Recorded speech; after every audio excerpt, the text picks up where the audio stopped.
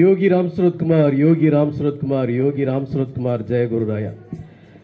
எனது அன்பான எம்பெருமான் யோகி ராம் சுரத்குமாருடைய கருணை மழையில் நனைந்துள்ள புண்ணியாத்மாக்களே, திருமதி ரஜினி அவங்க எனக்கு முதல்ல அறிமுகமானது லலிதா சகசரநாமம் ஒரு வாட்டி பண்ண வந்தாங்க. இவங்களும் வந்து பாப்பாவும். அப்போ ரெண்டு வரையும் எனக்கு நல்லா தெரியும். இங்கே வந்து பிரமாதமாக ஒரு லலிதா சகசரநாமம் பண்ணி கொடுத்தாங்க. அன்னையிலிருந்தே நான் இந்த யோகி ராம் சுரத்குமார் பஜனையை பண்ணுறதுக்காக நான் ரஜினிகிட்ட பல தடவை அப்பாயின்மெண்ட் கேட்டிருக்கேன். ஒவ்வொரு வாட்டி ராம்ஜி ஆசிரமத்துக்கு வரப்போ நான் ரஜினிகிட்ட கேட்பேன், ரஜினி எப்போ வைக்கலாம் அப்படின்னு. சார் வைக்கலாம்னு சொல்லி இப்போ இன்னைக்கு தான் பகவான் அது கருணை புரிஞ்சிருக்காரு. அதில் சாதாரண பஜனை இல்லை. நான் திரும்பவும் சொல்ல வரதை தான், இவங்கெல்லாம் ரஜினியோட ஃபேஸ்புக்கில் நான் பார்க்குறேன். அந்த இறை சக்திக்காகவே தன்னுடைய வாழ்நாளை முழுக்க அவங்க செலவழிச்சிட்டே இருக்கிறாங்க. இந்த மாதிரிலாம் டெடிகேஷன் யாரும் பண்ண முடியாது. நாங்கள் அதில் ஒரு துரும்பு கூட வரமாட்டோம். ஆனால் பேசலாம், நாங்களாம் நிறைய பேசுவோம். அவங்க வந்து நிறைய பாடுறாங்க சாமியை பற்றி. இன்றைக்கி இவங்க பாடினதெல்லாம் சாமிக்கு ரொம்ப விருப்பப்பட்டிருக்கும். சாமிக்கு இந்த மாதிரி பாடல்கள் ரொம்ப பிடிக்கும். ஆனால் அன்றைக்கி ஒரு தப்பு பண்ணிட்டேன். அந்த லலிதா சகசரநாமம் பூஜை முடிஞ்சப்போ நான் ரஜினியை வந்து சரியாக ஹானர் பண்ணாமல் விட்டேன். அது ரொம்ப நாளாக என் மனசுக்குள்ளே ஒரு குற்ற உணர்வாகவே இருந்தது. அவங்க பாட்டுக்கு பாடினாங்க, பெரிய கூட்டமாக இருந்தது, சாப்பிட்டாங்க, கிளம்பி போயிட்டாங்க. ஐயோ, அவங்கள ஒரு வாட்டி ஒரு வார்த்தை கூட அவங்க நன்றி சொல்ல முடியலன்னு ஒரு இருந்தது. இந்த எம்பெருமான் யோகி ராம் சுரத்குமார் நல்ல ஒரு வாய்ப்பை தந்திருக்காங்க. ரஜினி உண்மையில் அவங்க ஒரு மிகப்பெரிய புண்ணிய ஆத்மா. அவங்க ஓம் பிரகாஷினி அம்மா கூடவும் அவங்க பயணம் பண்ணியிருக்காங்க. இன்னைக்கு தங்கலட்சுமி அம்மா கூடவும் பயணம் பண்ணுறாங்க. அவங்களுடைய திருப்பணி வந்து பகவானுக்கு ஒரு மிகப்பெரிய புண்ணிய திருப்பணி. அதே போல் அவங்க கூட வந்திருக்கக்கூடிய இத்தனை அடியார்களும் வந்து மிகப்பெரிய ஒரு பாக்கியசாலிகள். பாட்டு பாடுறது அவ்வளோ சாதாரண விஷயம் கிடையாது. நான் ஏதோ சொல்லிட்டேங்கிறதுனால ஐயா வந்து அடிக்கடி இல்லை நாங்கள் அப்படி இப்படின்னு சொல்கிறேன். அது ஒன்றும் இல்லை, அதெல்லாம் ஒரு பிரச்சனை இல்லை. பாடல் வந்து சாமிக்கு வந்து எப்போவுமே விருப்பமான பாடல். நீங்கள் சொல்லியிருந்தீங்கன்னா ஒரு தபேலா மாஸ்டர் வர சொல்லியிருக்கோம். ஒரு தபேலா கூட ஒரு வாசி தந்திருப்பார். ஏன்னா எல்லா பாடல்களுக்கும் தாளம் ரொம்ப முக்கியம். அந்த தாளம் ஒரு இன்ஸ்ட்ருமெண்ட் இருந்தால் உங்களுக்கு பாடம் நல்லாயிருக்கும். அதனால தான் மற்ற கோயில்களில் கொட்டை அடிச்சோன்னு சாமி வருது. அந்த கொட்டு ஒரு மேலே ஒரு மியூசிக் இன்ஸ்ட்ருமெண்ட் இருந்தால் அவங்களுக்கு ரொம்ப நல்லாயிருக்கும். நான் சமீபத்தில் திருவண்ணாமலைக்கு போனப்போ தேவகி அம்மாட்டே சொன்னேன். காலையில் 6 to 7 அவங்க வந்து இந்த நாமம் சொல்கிறாங்க. என்னம்மா நாமம் சொல்கிறீங்க, சும்மா ஒரு கொட்டை அடிச்சுக்கிட்டு ஒரு ஹார்மோனியம்லாம் வைங்க, ஒரு ஹார்மோனியம் கீபோர்டெலாம் வச்சு பாடுங்க. அண்ணன் ஐயோ சிவகுமார்ஜி, எங்கிட்ட ஹார்மோனியெல்லாம் 2-3 இருக்குது, வாசிக்கிறதுக்கு ஆள் தான் இல்லைன்னாங்க. அதனால் இந்த யோகி ராம் சுரத்குமார் குரூப்பில் ஒரு ஹார்மோனியம் வாசிக்கிறது கூட ஆள் பஞ்சம். அவ்வளோ தூரம் தான் நம்ம இருக்கிறோம். அன்பானவர்களே, இன்னைக்கு இந்த காட்டாத்துறை யோகி ராம் சுரத்குமார் பஜனை குழுவினருக்கு நாங்கள் ரொம்ப நன்றி கடன் பட்டிருக்கோம். இந்த யோகி ராம் சுரத்குமார் நாம பிரச்சார குடியில் உள்ள அத்தனை பக்தர்களும் உங்களுக்கு நன்றி கடன் பட்டிருக்கோம். பகவான் யோகி ராம் சுரத்குமார் உங்களுக்கு நீண்ட ஆயுளும் வளமும் நலமும் தந்து வாழ்த்தணும். உங்கள் எல்லாருக்கும் பொன்னாடை போர்த்தி கௌரவிக்கணும்னு நாங்கள் ஆசைப்படுறோம். தயவுசெய்து நீங்கள் வந்து பொன்னாடை ஏற்றுக்கணும். எங்களுடைய யோகி ராம் சுரத்குமார் நாம பிரச்சார குடிலுடைய ஒவ்வொரு தூண் இவங்க எல்லாரும் என்ன இருக்காங்களே, இவங்க எல்லாரும் நிறைய பேர் இருக்காங்க. இவங்கெல்லாம் ஒவ்வொரு தூண், இதில் ஒரு தூண் இல்லைன்னா கூட இந்த குடில் நிற்காது. அதனால் இந்த தூண்கள் ஒவ்வொருத்தருக்காக போர்த்துவாங்க. முதல்ல ரஜினிக்கு போர்த்துங்க. எல்லாரும் கிளாப் பண்ணலாம், கைதட்டலாம். அடுத்தது வாங்க, வா வா வா, என்ன பிடிச்சிக்க. சரி, அடுத்து ரஜினியோட அசிஸ்டண்ட் அவங்க சகோதரி, அவங்களுக்கு போகிறதுங்க. நீங்கள் கொஞ்சம் இப்படி வாங்கம்மா, வீடியோவில் தெரியும், வீடியோவில் பதிவு. கொஞ்சம் தள்ளி வாங்க, கொஞ்சம் தள்ளி வாங்க, வீடியோவில் பதிவு. அடுத்தவங்க வாங்க.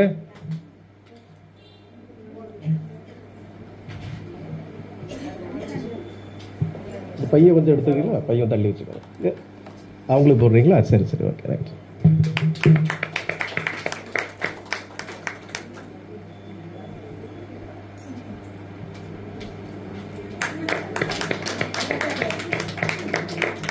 பானு,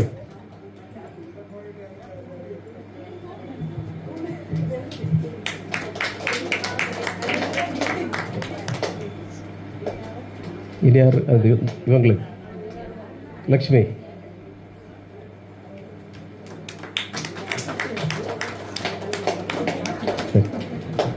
ஐயாவுக்கு பொன்னாடை பொறுத்த நம்ம அண்ணா வாங்க, நீங்கள் வாங்க ப்ளீஸ், வாங்க. சுந்தரராஜன் அண்ணா வாங்க, ஒரு பொன்னாடை கொடுங்கம்மா. ஐயா வாங்க, முன்னுக்கு வாங்க.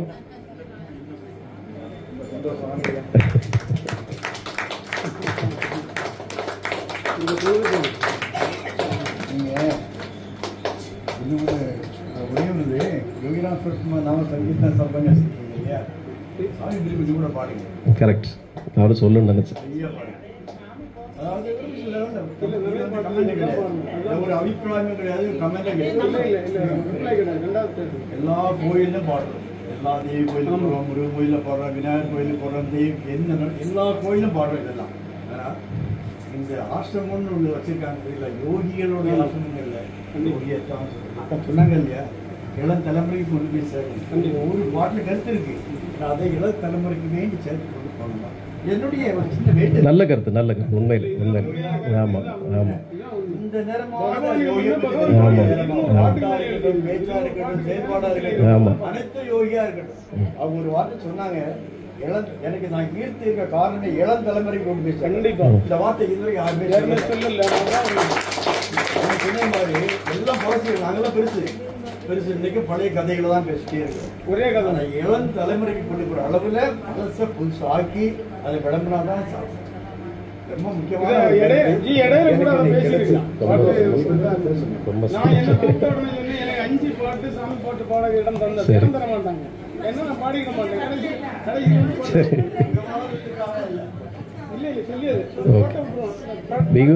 மிகுந்த நன்றி காட்டாத்துறை யோகி ராம் சுரத்குமார் பஜனை குழுவினருக்கு.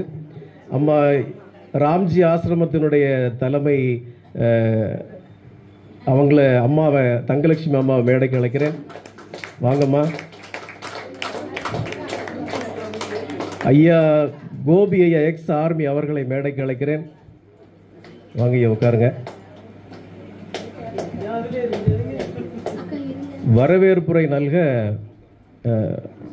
அப்படியே உட்காருங்க, அப்படியே உட்காருங்க, அப்படியே உட்காருங்க. ஒன்றும் இல்லை, ஒன்றும். வரவேற்புரை நல்க டாக்டர் இன்சி அவர்கள் வருவார்.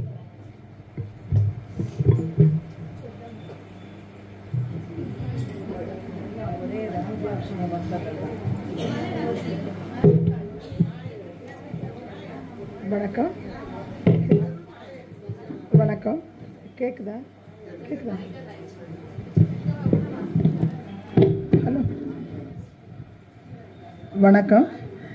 எங்கள் அன்புக்கும் மரியாதைக்கும் உரிய எங்கள் யோகி ராம் சுரத்குமார் நாம பிரச்சார குடில் சரக்கல்களுடைய நிறுவனர் எங்கள் குருஜி டாக்டர் எம்சி சிவகுமார் அவர்களே,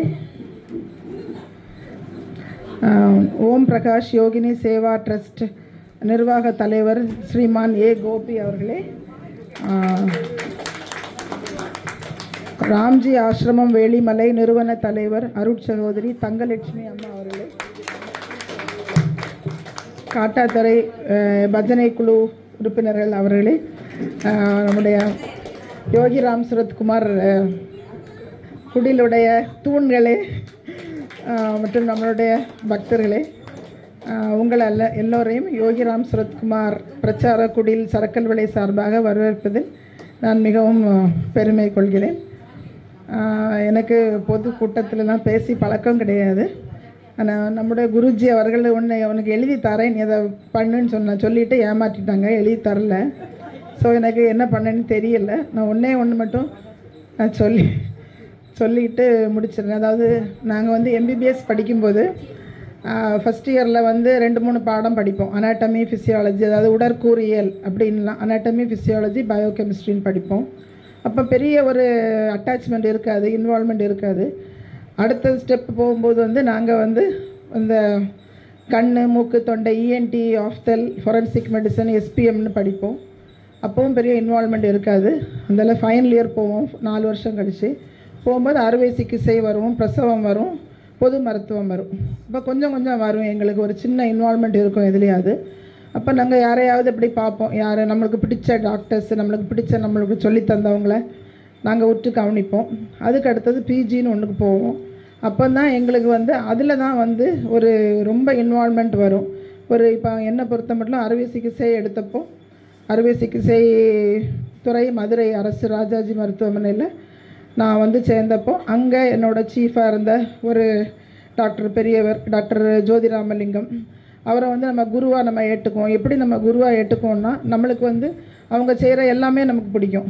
சர்ஜரி மட்டும் கிடையாது, கரெக்டாக காலையில் வர்றது, அந்த ட்ரெஸ் பண்ணிட்டு வர்றது, நீட்டாக இருக்கிறது, அந்த கோட்டில் இருந்து பேஷண்ட்ஸ்ட்டு அவங்க பேசுகிறது இது எல்லாமே பிடிக்கும். நாட் ஓன்லி சப்ஜெக்ட், எல்லாமே பிடிக்கும். அப்புறம் அவங்க எப்படி பேஷண்ட் அவங்க அதிலேருந்து அவங்க ஆப்ரேஷன் எல்லாத்தையுமே வாட்ச் பண்ணுவோம்.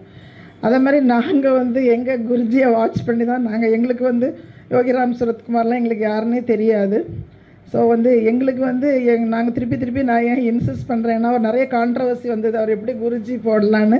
அதை பற்றியெல்லாம் எனக்கு தெரியாது. எங்களுக்கு தெரிஞ்சது வந்து எங்களுக்கு சொல்லி கொடுத்தது வந்து எங்கள் குருஜி தான். ஸோ வந்து நாங்கள் எப்போவுமே அவரை நாங்கள் குருஜி தான் கூப்பிடுவோம். இது குருஜின்னு இல்லாமல் எங்களுக்கு அவரை கூப்பிடுறதுக்கு எங்களுக்கு தோணாது. இது வந்து அதே மாதிரி எங்கள் காலேஜ் மாதிரி தான் இங்கேயும் வந்து இதுவும் வந்து சின்ன வயசுலேருந்து நம்ம நிறைய இடங்களுக்கெல்லாம் போய் நம்ம எல்லாருக்குமே கடவுள்னு ஒரு என்டைட்டி சின்ன வயசுலேருந்தே நமக்கு சொல்லி கொடுத்துருப்பாங்க. அது எந்த ரிலிஜன்னாலும் சரி சொல்லிப்பாங்க. முதல்ல கோயிலுக்கெல்லாம் போவோம், அப்புறம் கொஞ்சம் ஒரு மெச்சூரிட்டி வந்த பிறகு நம்மளே தியானம் அது இதுன்னு போவோம். அதுக்கப்புறம் ஒரு மெச்சூரிட்டி வரும்போது நம்ம கண்டிப்பாக ஒரு குருவை தேடுவோம். குருன்னு சொல்கிற இவரை வந்து நமக்கு வந்து பாதையை காட்டி தரணும். One who shows the light, இல்லைன்னா ஒரு ஹோப் கொடுக்கணும். அந்த கலங்கரை விளக்கம் மாதிரி அது அமைதியாக இருக்கும், பட் அந்த போகிற வர ஷிப்புக்கெல்லாம் அதுதான் வழிகாட்டி கொடுக்கும். That doesn't mean that equal to God, அப்படி கிடையாது. பட் வந்து one who shows the light அப்படி நம்ம எடுப்போம். அந்த கலங்கரை விளக்கம் அப்படி நாங்கள் நினைப்போம். அப்படி தான் நாங்கள் வந்து எங்கள் யோகிராம் சுரத்குமார் அப்படி இல்லை, அவர் வந்து நம்ம பகவான் யோகிராம் சுரத்குமார் முழு மூச்சாகவே இருக்கக்கூடிய எங்கள் டாக்டர் MC சிவகுமார்ஜியை தான் நாங்கள் குருஜின்னு சொல்லி நாங்கள் செல்லமாக இங்கே கூப்பிடுவோம். ஸோ எங்கள் எல்லாரும் சார்பாட்டும் உங்களை எல்லாரையும் வருகன்னு வரவேற்றுக்கிறோம்.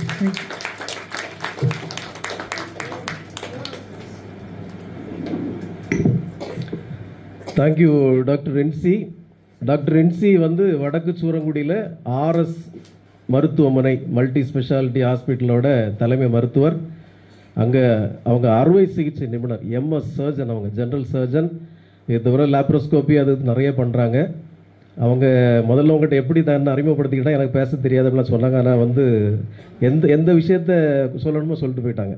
அதனால் அந்த மாதிரி ஒரு நுணுக்கமான ஒரு அறுவை சிகிச்சை நிபுணர், எந்த இடத்த கட் பண்ணணுமோ கரெக்டாக கட் பண்ணி ஸ்டிச் போட்டு போயிடுவாங்க. நல்ல ஒரு நுணுக்கமான அறுவை சிகிச்சை நிபுணர்.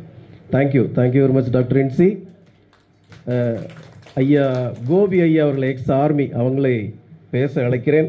நல்லா பேசுவாங்க. நான் ராம்ஜி ஆசிரமத்தில் அடிக்கடி பேசியிருக்கேன், பார்த்துருக்கேன் அவரை. வாங்க ஐயா, பேசுங்க.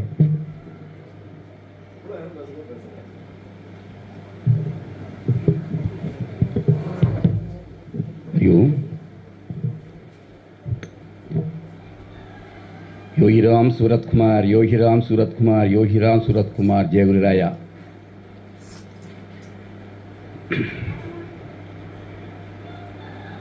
மாதா பிதா குரு தெய்வம் என்பார்கள். அதைப்போல யோகிராம் சூரத்குமாருக்கென்று ஒரு நாம பிரச்சார குடில் அமைத்து தன்னுடைய வீட்டையே நாம ஒரு குடிலாக மாற்றியிருக்கின்ற பெரும் மதிப்புக்கும் மரியாதைக்கும் உரிய டாக்டர் சிவகுமார்ஜி அவர்களே, அவருடைய இல்லத்தரசி அவர்களே, இந்த குடிலுக்கு தூண்களாக இருந்து கொண்டிருக்கின்ற அன்பு சகோதரிகளே, எங்களுடைய வேலிமலையினிலே எல்லாம் வல்ல யோகிராம் சூரத்குமாருக்கு ஒரு ஆலயம் அமைத்து நம்முடைய மாவட்டத்திலெல்லாம் பட்டி தொட்டி எல்லாம் திருவிளக்கு பூஜைதனையும் இந்து எழுச்சிதனையும் இளைஞர்கள் மத்தியிலே எழுப்பிய இன்று நம்முடைய உள்ளத்திலெல்லாம் கோயில் கொண்டிருக்கின்ற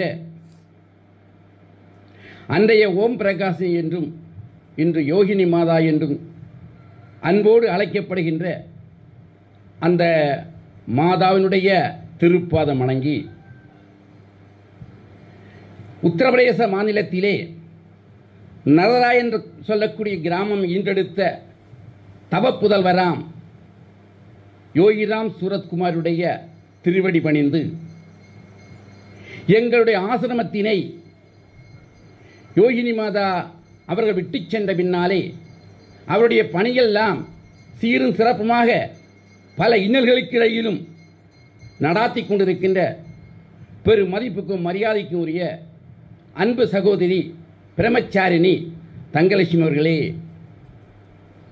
அதோடு எங்கள் ஒரு நல்லதொரு பஜனையினை உங்கள் முன்னால் வைத்த ஓம் பிரகாஷ் யோகினி மாதா சேவா ட்ரஸ்டுடைய இணைச் செயலாளர் அன்பு சகோதரி திருமதி ரஜினி விஸ்வா மற்றும் அவருடைய குழுவினரே, எங்கள் சங்கத்தை எப்பதவியும் வேண்டாம் என்று இருக்கக்கூடிய பிரம்மச்சாரியாக இருந்து கொண்டிருக்கக்கூடிய இந்த நோய்வாய்ப்பட்டு இருப்பினும் கூட நான் வர வேண்டும், டாக்டர் சிவகுமாரி நடக்கின்ற அந்த நிகழ்ச்சியெல்லாம் பார்க்க வேண்டும் என்று சொல்லக்கூடிய எண்ணத்திலே வருகின்றுள்ள எங்களுடைய சங்கத்தினுடைய பொருளாளர் அண்ணன் மகாதேவன் அவர்களே, மற்றும் இங்கு வருகின்றிருக்கின்ற அனைத்து யோகிராம் சூரத்குமார் யோகினி மாதா பக்த கோடிகளே, உங்கள் அனைவருக்கும் அடியேனின் சிறியனின் அன்பு கலந்த வணக்கங்களை முதற்கண் காணிக்கையாக்கிக் கொள்கின்றேன். ஒரு கல்யாண வீட்டிலே சாதங்கள் எல்லாம் விளம்பிய பின்னால், விளம்புவதற்கு முன்னால் சிறிது உப்பை வைப்பார்கள். அதைப்போல ஏறத்தாழ 2.5 மணி நேரம் ஒரு மாபெரும் மழை இங்கு பொழிந்து கொட்டி தீர்த்தது. பக்தி நாமம் பெருக்கெடுத்தோடியது. அன்பு சகோதரி ரஜினி அவர்களுடைய குழுவினர் நல்லதொரு இன்னிசை உங்களுக்கு கொடுத்தார்கள். இன்னிசை கேட்கின்ற பொழுது ஆடாத பாம்பு மாடும், பால் கொடுக்காத பசு கூட பாலை கொடுக்குமாம், இசைக்கு உருகாதார் யாரும் இல்லை. அப்படிப்பட்ட இசையெல்லாம் கேட்ட பின்னால் அடியேன் ஏதோ இப்பொழுது வந்த பக்தன். காரணம், நான் சிறுவனாக இருக்கும்போது பக்தனாக இல்லை, ஒரு RSS சங்கத்திலே ஒருவனாக இருந்து கொண்டு இராணுவத்திலே சேவை புரிந்து வந்த பின்னால் ஏதோ ஓம் பிரகாஷின் மேல் இருக்கின்ற பற்றினால், அந்த பாசத்தால் இன்று யோகிராம் சுரத்குடைய பக்தராக மாறி இன்று அம்மாவோடு இணைந்து எங்கள் ஆசிரமத்திலே ஒரு அரும் பணியாற்றிக் கொண்டிருக்கின்றேன். உங்களுக்கெல்லாம் தெரியும் இந்த யோகிராம் சுரத்குமார் யார். நான் தொடக்கத்திலே சொன்னேன், மாதா பிதா குரு என்று. மாதா நம்மை ஈண்டு கொடுக்கின்றாள், தந்தை ஒரு வழியை காட்டுகின்றார், ஒரு நல்லவராக வல்லவராக ஒழுக்கமுடையவராக பண்பாட்டுடையவராக ஆக்குவது அந்த குரு. அந்த குரு அதை ஆக்கி தெய்வத்திடம் கொடுக்கின்றார்.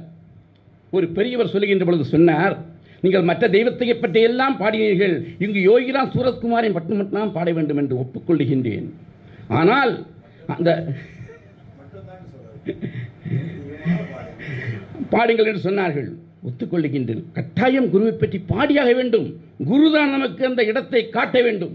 அந்த முறைமையிலே பாடினார்கள், நல்ல பாட்டையெல்லாம் கொடுத்தார்கள்.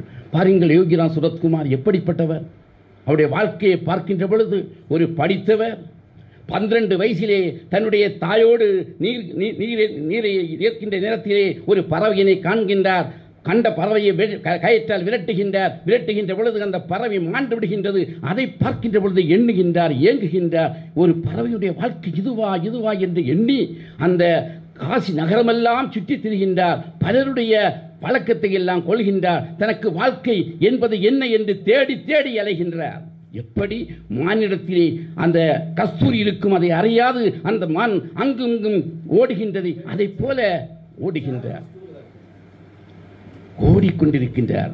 இதை போல் பலர் கண்டு படித்து பட்டம் பெற்று ஒரு பிடி பட்டத்தாரியாகி ஆசிரியராகி தலைமை ஆசிரியராகி திருமணமாகி குழந்தைகளை எல்லாம் பெற்ற பெண்ணால் இதோ என்னை சுவாமி விவேகானந்தர் அழைக்கிறார் என்று சொல்லிக்கொண்டு அங்கிருந்து தன்னுடைய மனைவியிடம் சண்டை போட்டு வரவில்லை, மனைவியுடைய பெர்மிஷனோடு மனைவியுடைய உத்தரவோடு அங்கிருந்து புறப்படுகின்றார். நரதராவிலிருந்து நம்முடைய பாரத தேசம் எங்கும் சுற்றி திரிகின்றார்.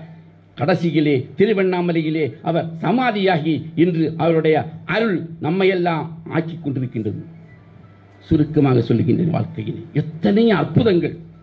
நான் நேற்றைய தினம் தேவி அம்மானுடைய ஒரு சொற்பொழிவை கேட்டேன். எப்படி என்றால் தேவி அம்மா சொல்லுகின்றார், எப்படி என்றால் ஒரு இளைஞனுக்கு 2 கால்களும் நோய்பட்டு விட்டதாம். நோய்பட்டு ஆபரேஷன் ஆகிவிட்டது, புண் குணமாகவே இல்லையாம். அப்பொழுது அவர் திடீரென்று யோகிராம் சூரத்குமாரை பார்ப்பதற்காக அந்த பையனை அழைத்துக் கொண்டு கிருஷ்ணகிரியை சார்ந்தவர் வருகின்றார். வந்த உடனே அந்த சுவாமிஜி அவர்கள் அழைத்து அப்படியே தன்னுடைய கையால் அந்த புண்ணில் ரத்தம் இருக்கின்றது, சீல் இருக்கின்றது, அதை அப்படியே தடவி கொடுக்கின்றார். தடவி கொடுத்து விட்டு ஆகாரத்தை எல்லாம் அந்த யோகிராம் சூரத்குமார் உண்பதற்காக ஆகாரத்தை எல்லாம் அவருக்கு முன்னால் படைக்கப்படுகின்றது. அந்த உணவை உண்டபின் மீதம் இருப்பதை தேவி அம்மாவிடத்திலே கொடுக்கின்றாராம். தேவி அம்மாவிடத்தில் கொடுக்கின்றாராம். அப்படி தேவி அம்மா மிகவும் எப்படி சாப்பிடுவது, தன்னுடைய ஒரு புண்ணில் அந்த சீல் இருக்கின்றது. அந்த சீலை எல்லாம் தன்னுடைய கையால் தொட்டுவிட்டு எந்த கையையும் வாஷ் செய்யாமல் எந்த சுத்தம் செய்யாமல் அவர் சிறிது உண்டு விட்டு மிதமெல்லாம் எனக்கு தருகின்றார் என்று தேவகி அம்மா உண்டாராம். அவரே சொல்லுகின்றார். இப்பொழுது ஈவித்துக் கொண்டிருக்கின்றார். அவரே சொல்லுகின்றார், இப்படி நான் அனைத்தையும் மறந்து யோகிராம் சூரத்குமார் தொட்ட காரணத்தினாலே அது புண்ணியமான ஒரு உணவாக மாறுகின்றது, அங்குள்ள சீலெல்லாம் மாறுகின்றது, என் மனம் பிடிக்கின்றது, அப்படி நான் உண்டேன் என்று அப்படி வாழ்ந்தார் என்று தேவகி அம்மா சொல்லுகின்றார்.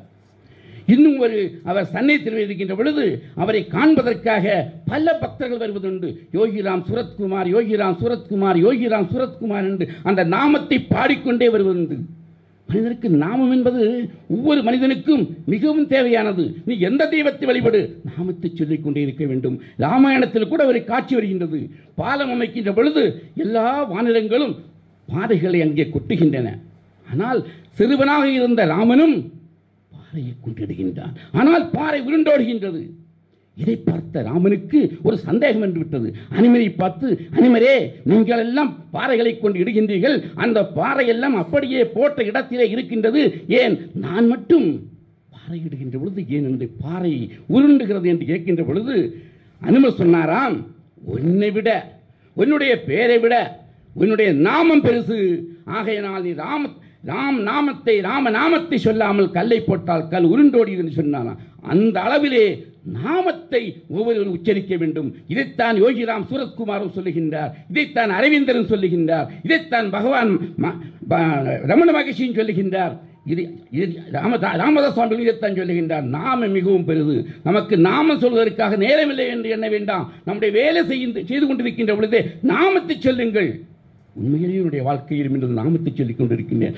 வாகனத்தில் போகின்ற பொழுது கூட கண் சரியாக தெரிவதில்லை, இருப்பனும் கூட நான் நாமத்தை சொல்லிக் கொண்டு செல்கின்றேன். எந்த ஆபத்தும் வருவதில்லை. நான் நாமத்தை சொல்கின்ற பொழுது கட்டாயம் ஒரு மனிதனுடைய வாழ்க்கை முன்னேறும். ஏறத்தாழ ஒரு மாதத்திற்கு முன்னால் அப்படியே பேப்பர் படித்துக் கொண்டிருக்கின்றேன். நடந்த சம்பவம் படித்துக் கொண்டிருக்கின்றேன். என்னுடைய நரம்பு பொட்டி அப்படியே ஏதோ தூங்கிவிட்டேன் என்று எண்ணுகின்றேன்.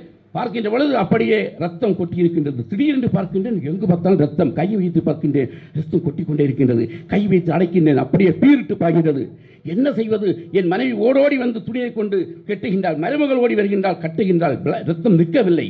இனி ஆட்டவேடு, உடனே ஆஸ்பத்திரிக்கு போக என்று சொல்லுகின்றார். நான் ஒன்றுமே சொல்லவில்லை. நான் இந்த யோகிராம் சூரத்குமார் அந்த நாமத்தை சொன்னேன்.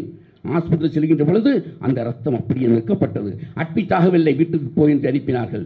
அவ்வளவு நாமத்தை நாம் காண்கின்றோம். இதே போல எங்களுடைய ஆசிரமத்திலிருந்து பல புனித பயணங்கள் செல்வதுண்டு. அந்த புனித பயணம் செல்கின்ற பொழுதெல்லாம் நாங்கள் 50 டிக்கெட் எடுத்தால் 52 பேராக செல்கின்றோம். ஒன்று யோகிராம் சூரத்குமார், இன்னொன்று யோகினி மாதா. அவர்களை அழைத்துக் கொண்டுதான் ஒவ்வொரு புனித பயணத்தையும் நாங்கள் தொடங்குவதுண்டு. எங்கள் புனித பயணத்திலே உண்மையிலே நடந்து சொல்கின்றேன், பொய் அல்ல, கட்டுக்கதை அல்ல, மேம்படுத்துவதற்கல்ல. ஒரே ஒரு செயலை மட்டும் உங்களிடத்தில் சொல்லுகின்றேன். எப்படி என்றால், நேபாளுக்கு செல்கின்றோம். நாங்கள் 102 பேர் என்று எண்ணுகின்றேன்.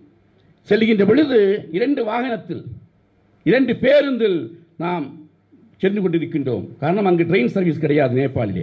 சென்று கொண்டிருக்கின்றோம். செல்கின்ற பொழுது மலை, அடர்ந்த காடுகள், எங்குமே வீடோ கடையோ எதுவுமே இல்லை. வண்டி சென்று கொண்டிருக்கின்றது. முதல் வண்டியில் அம்மா அவர்கள் அமர்ந்திருக்க, 2வது வண்டியில் நானும் மற்றும் பக்தர்களும் அமர்ந்திருக்கின்றோம். வண்டி சென்று கொண்டிருக்கின்றது. திடீரென்று எங்கள் வண்டி ஆஃப் ஆகிவிட்டது. பார்க்கின்றோம், எங்கள் லைட் இல்லை, யாரும் இல்லை. எப்படியே செய்வது என்று திக்குமுக்காடி கொண்டிருக்கின்றோம். அப்பொழுதுதான் ஒரு 8 வயது இருக்கும் ஒரு பையன் ஒரு நிக்கர் போட்டுக்கொண்டு அப்படியே வருகின்றான். கேட்சாகி ஆப்கோ கியா ஹோ கயா என்று கேட்கின்றான். அப்பொழுது டிரைவர் சொல்லுகின்றார், இப்படி நாங்கள் வந்தோம், வண்டி ரிப்பேர் ஆகிவிட்டது, என்ன செய்வது என்று. ஓ அப்படியா, மே அபி கரேங்கே, வெயிட் கரோ என்று சொல்லிக்கொண்டு அந்த டிரைவரை அவனை தூக்கி அந்த பையனை வண்டிக்குள் இறக்குகின்றார். அங்கும் இங்கும் பார்க்கின்றான். இறுதியிலே பைப் உடைந்திருக்கின்றது என்று அந்த பைப்பை கலட்டி கொண்டு போகின்றான். நானும் எண்ணுகின்றேன், இவன் எங்கு செல்லுவான்? எந்த விதமான ஒரு பஜாரும் இல்லை, ஒரு ஒர்க் ஷாப்பிங்கும் இல்லை. எப்படி அவன் வருவான்? இன்றை நாங்கள் அவர்களோடு சென்று சேர முடியுமா? இரவு ஆகிட்டே 11-11:30 மணி ஆகிவிட்டது. என்ன செய்வது? தத்தளித்துக் கொண்டிருக்கின்றோம். கொண்டு சென்றான், எங்கு கொண்டு சென்றான் தெரியவில்லை. ஒரு 20 மினிட்டுக்குள்ளாக அதை சரி செய்து அந்த பைப்பை கொண்டு ஃபிட் செய்துவிட்டு வண்டியை ஸ்டார்ட் செய்து சொன்னான். வண்டியை ஸ்டார்ட் ஆனது. காரணம் முதலில் அமர்ந்திருக்கின்றேன்.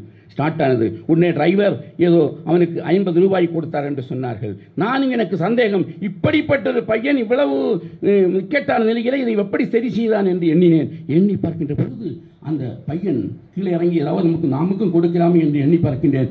ஒரு டிரைவர் சொல்லுகின்றான், नहीं नहीं आप अभी किया, अभी थोड़ा टाइम हो गया, वो किया, वो किधर किया पता नहीं है, वैसा बोल रहा है, எங்கு சென்றார் என்று தெரியவில்லை என்று அவர் சொல்லுகின்றார். அப்படி எங்களோடு யோகிராம் சூரத்குமார், யோகினி மாதா எங்களுடைய பயணம் செய்வதால் எங்களுடைய நிலைமையெல்லாம் இன்று நல்லபடியாக சென்று கொண்டிருக்கின்றது. இறுதியில் ஒரு சிறு கதை மட்டும் சொல்லி உங்களிடம் விடைபெறலாம் என்று நினைக்கின்றேன். அன்பர்களே, நாம் எண்ணி பார்க்கும் மனித வாழ்க்கை என்பது கடல் போல, பெரிய அலைகள் வரும், சிறிய அலைகள் வரும். ஆனால் அதையெல்லாம் கடந்து ஒருவன் எப்படி தன்னுடைய கடல் பயணத்தை தொடங்குகின்றானோ அதுபோல மனித வாழ்க்கையும் பலதும் வந்து கொண்டே இருக்கும். அனைவரும் பணக்காரனாக இருப்பதில்லை, அனைவரும் எல்லா படைத்தவராக இருப்பதில்லை. யாமறிந்த புலவரில் வள்ளுவரை போல் பாரதியை போலாம் சொல்லுவார்களே, அப்படி புலவராக இருப்பதில்லை. அனைவரும் சொற்பொழிவாக இருப்பதில்லை, அனைவரும் அமைச்சராக முடியவில்லை, அனைவரும் பிரசிடென்ட் ஆஃப் இந்தியா ஆக முடியவில்லை. ஆனால் ஒரு சிறு கதை சொல்லுகின்றேன். எப்படி என்றால், ஒரு நாள் யமதர்மன், உங்களுக்கெல்லாம் தெரியும் யமதர்மன் என்ன சொல்லுவார் என்றால், அவர் ஒரு லிஸ்டை கொடுப்பார். யமதூதனை பார்த்து, யமதூமா நீ சென்று இத்தனை பேருடைய உயிரையெல்லாம் இங்கே எடுத்து வா என்று யமதூதனை அனுப்புவார்கள். யமதர்மன் எப்படி ஒரு லிஸ்டை கொடுத்துக்கொண்டு யமதர்மனை யமதூதன் அனுப்புகின்றார். அந்த லிஸ்டை எடுத்துக்கொண்டு வருகின்ற எப்படி என்றால், ஒரு குழந்தை, ஒரு தாய், தாய்க்கு ஒரு சிறிய வயசுள்ளவள், அவளுடைய கணவன் ஒரு விபத்திலே இறந்து விட்டான். அவளுக்கு ஒரு குழந்தை, பச்சிளங்குழந்தை, 41 நாட்கள் கூட ஆகவில்லை. அவருடைய அந்த பெண்ணினுடைய உயிரை எடுத்து வர வேண்டும் என்று யமதர்மன் கட்டளை கொடுத்து யமதூதனை அனுப்பி வைக்கின்றார். இங்கே வந்து பார்க்கின்றான் யமதூதன். பார்க்கின்ற பொழுது அங்கு அலங்கோலகமாக இருக்கின்றது. தன்னுடைய கணவன் இறந்து விட்டாலே என்று ஏங்கிக் கொண்டிருக்கின்றாள் அந்த பெண்மணி. அதுவும் பாலை குடித்துக் கொண்டிருக்கிறது அந்த குழந்தை, ஒரு ஆண் குழந்தை. இதையெல்லாம் பார்த்து கொண்டு இவனுக்கு மனவேதனை வந்து விட்டது. இப்பேற்பட்ட நிலைமையா, தன்னுடைய கணவனை இழந்து அவர் விதவையாக ஒரு இளம் சிறுவனோடு இருந்து கொண்டிருக்கின்றார். இவருடைய உயிரை எடுப்பதா? எடுக்க மாட்டேன் என்று நேராக மேலோகத்துக்கு செல்கின்றான். சென்று யமதர்மனிடம் சொல்லுகின்றான், யமதர்மனே, நான் இப்படி சென்றேன். சென்ற பொழுது இப்படி சென்ற பொழுது அங்கே பார்க்கின்ற நிலைமையினை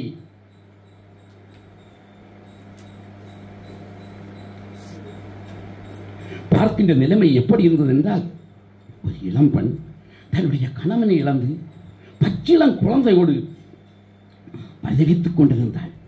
எப்படி எடுப்பது என்று தவறி வந்தேன். உடனே யமதர்மனுக்கு கோபம் வந்து விட்டது.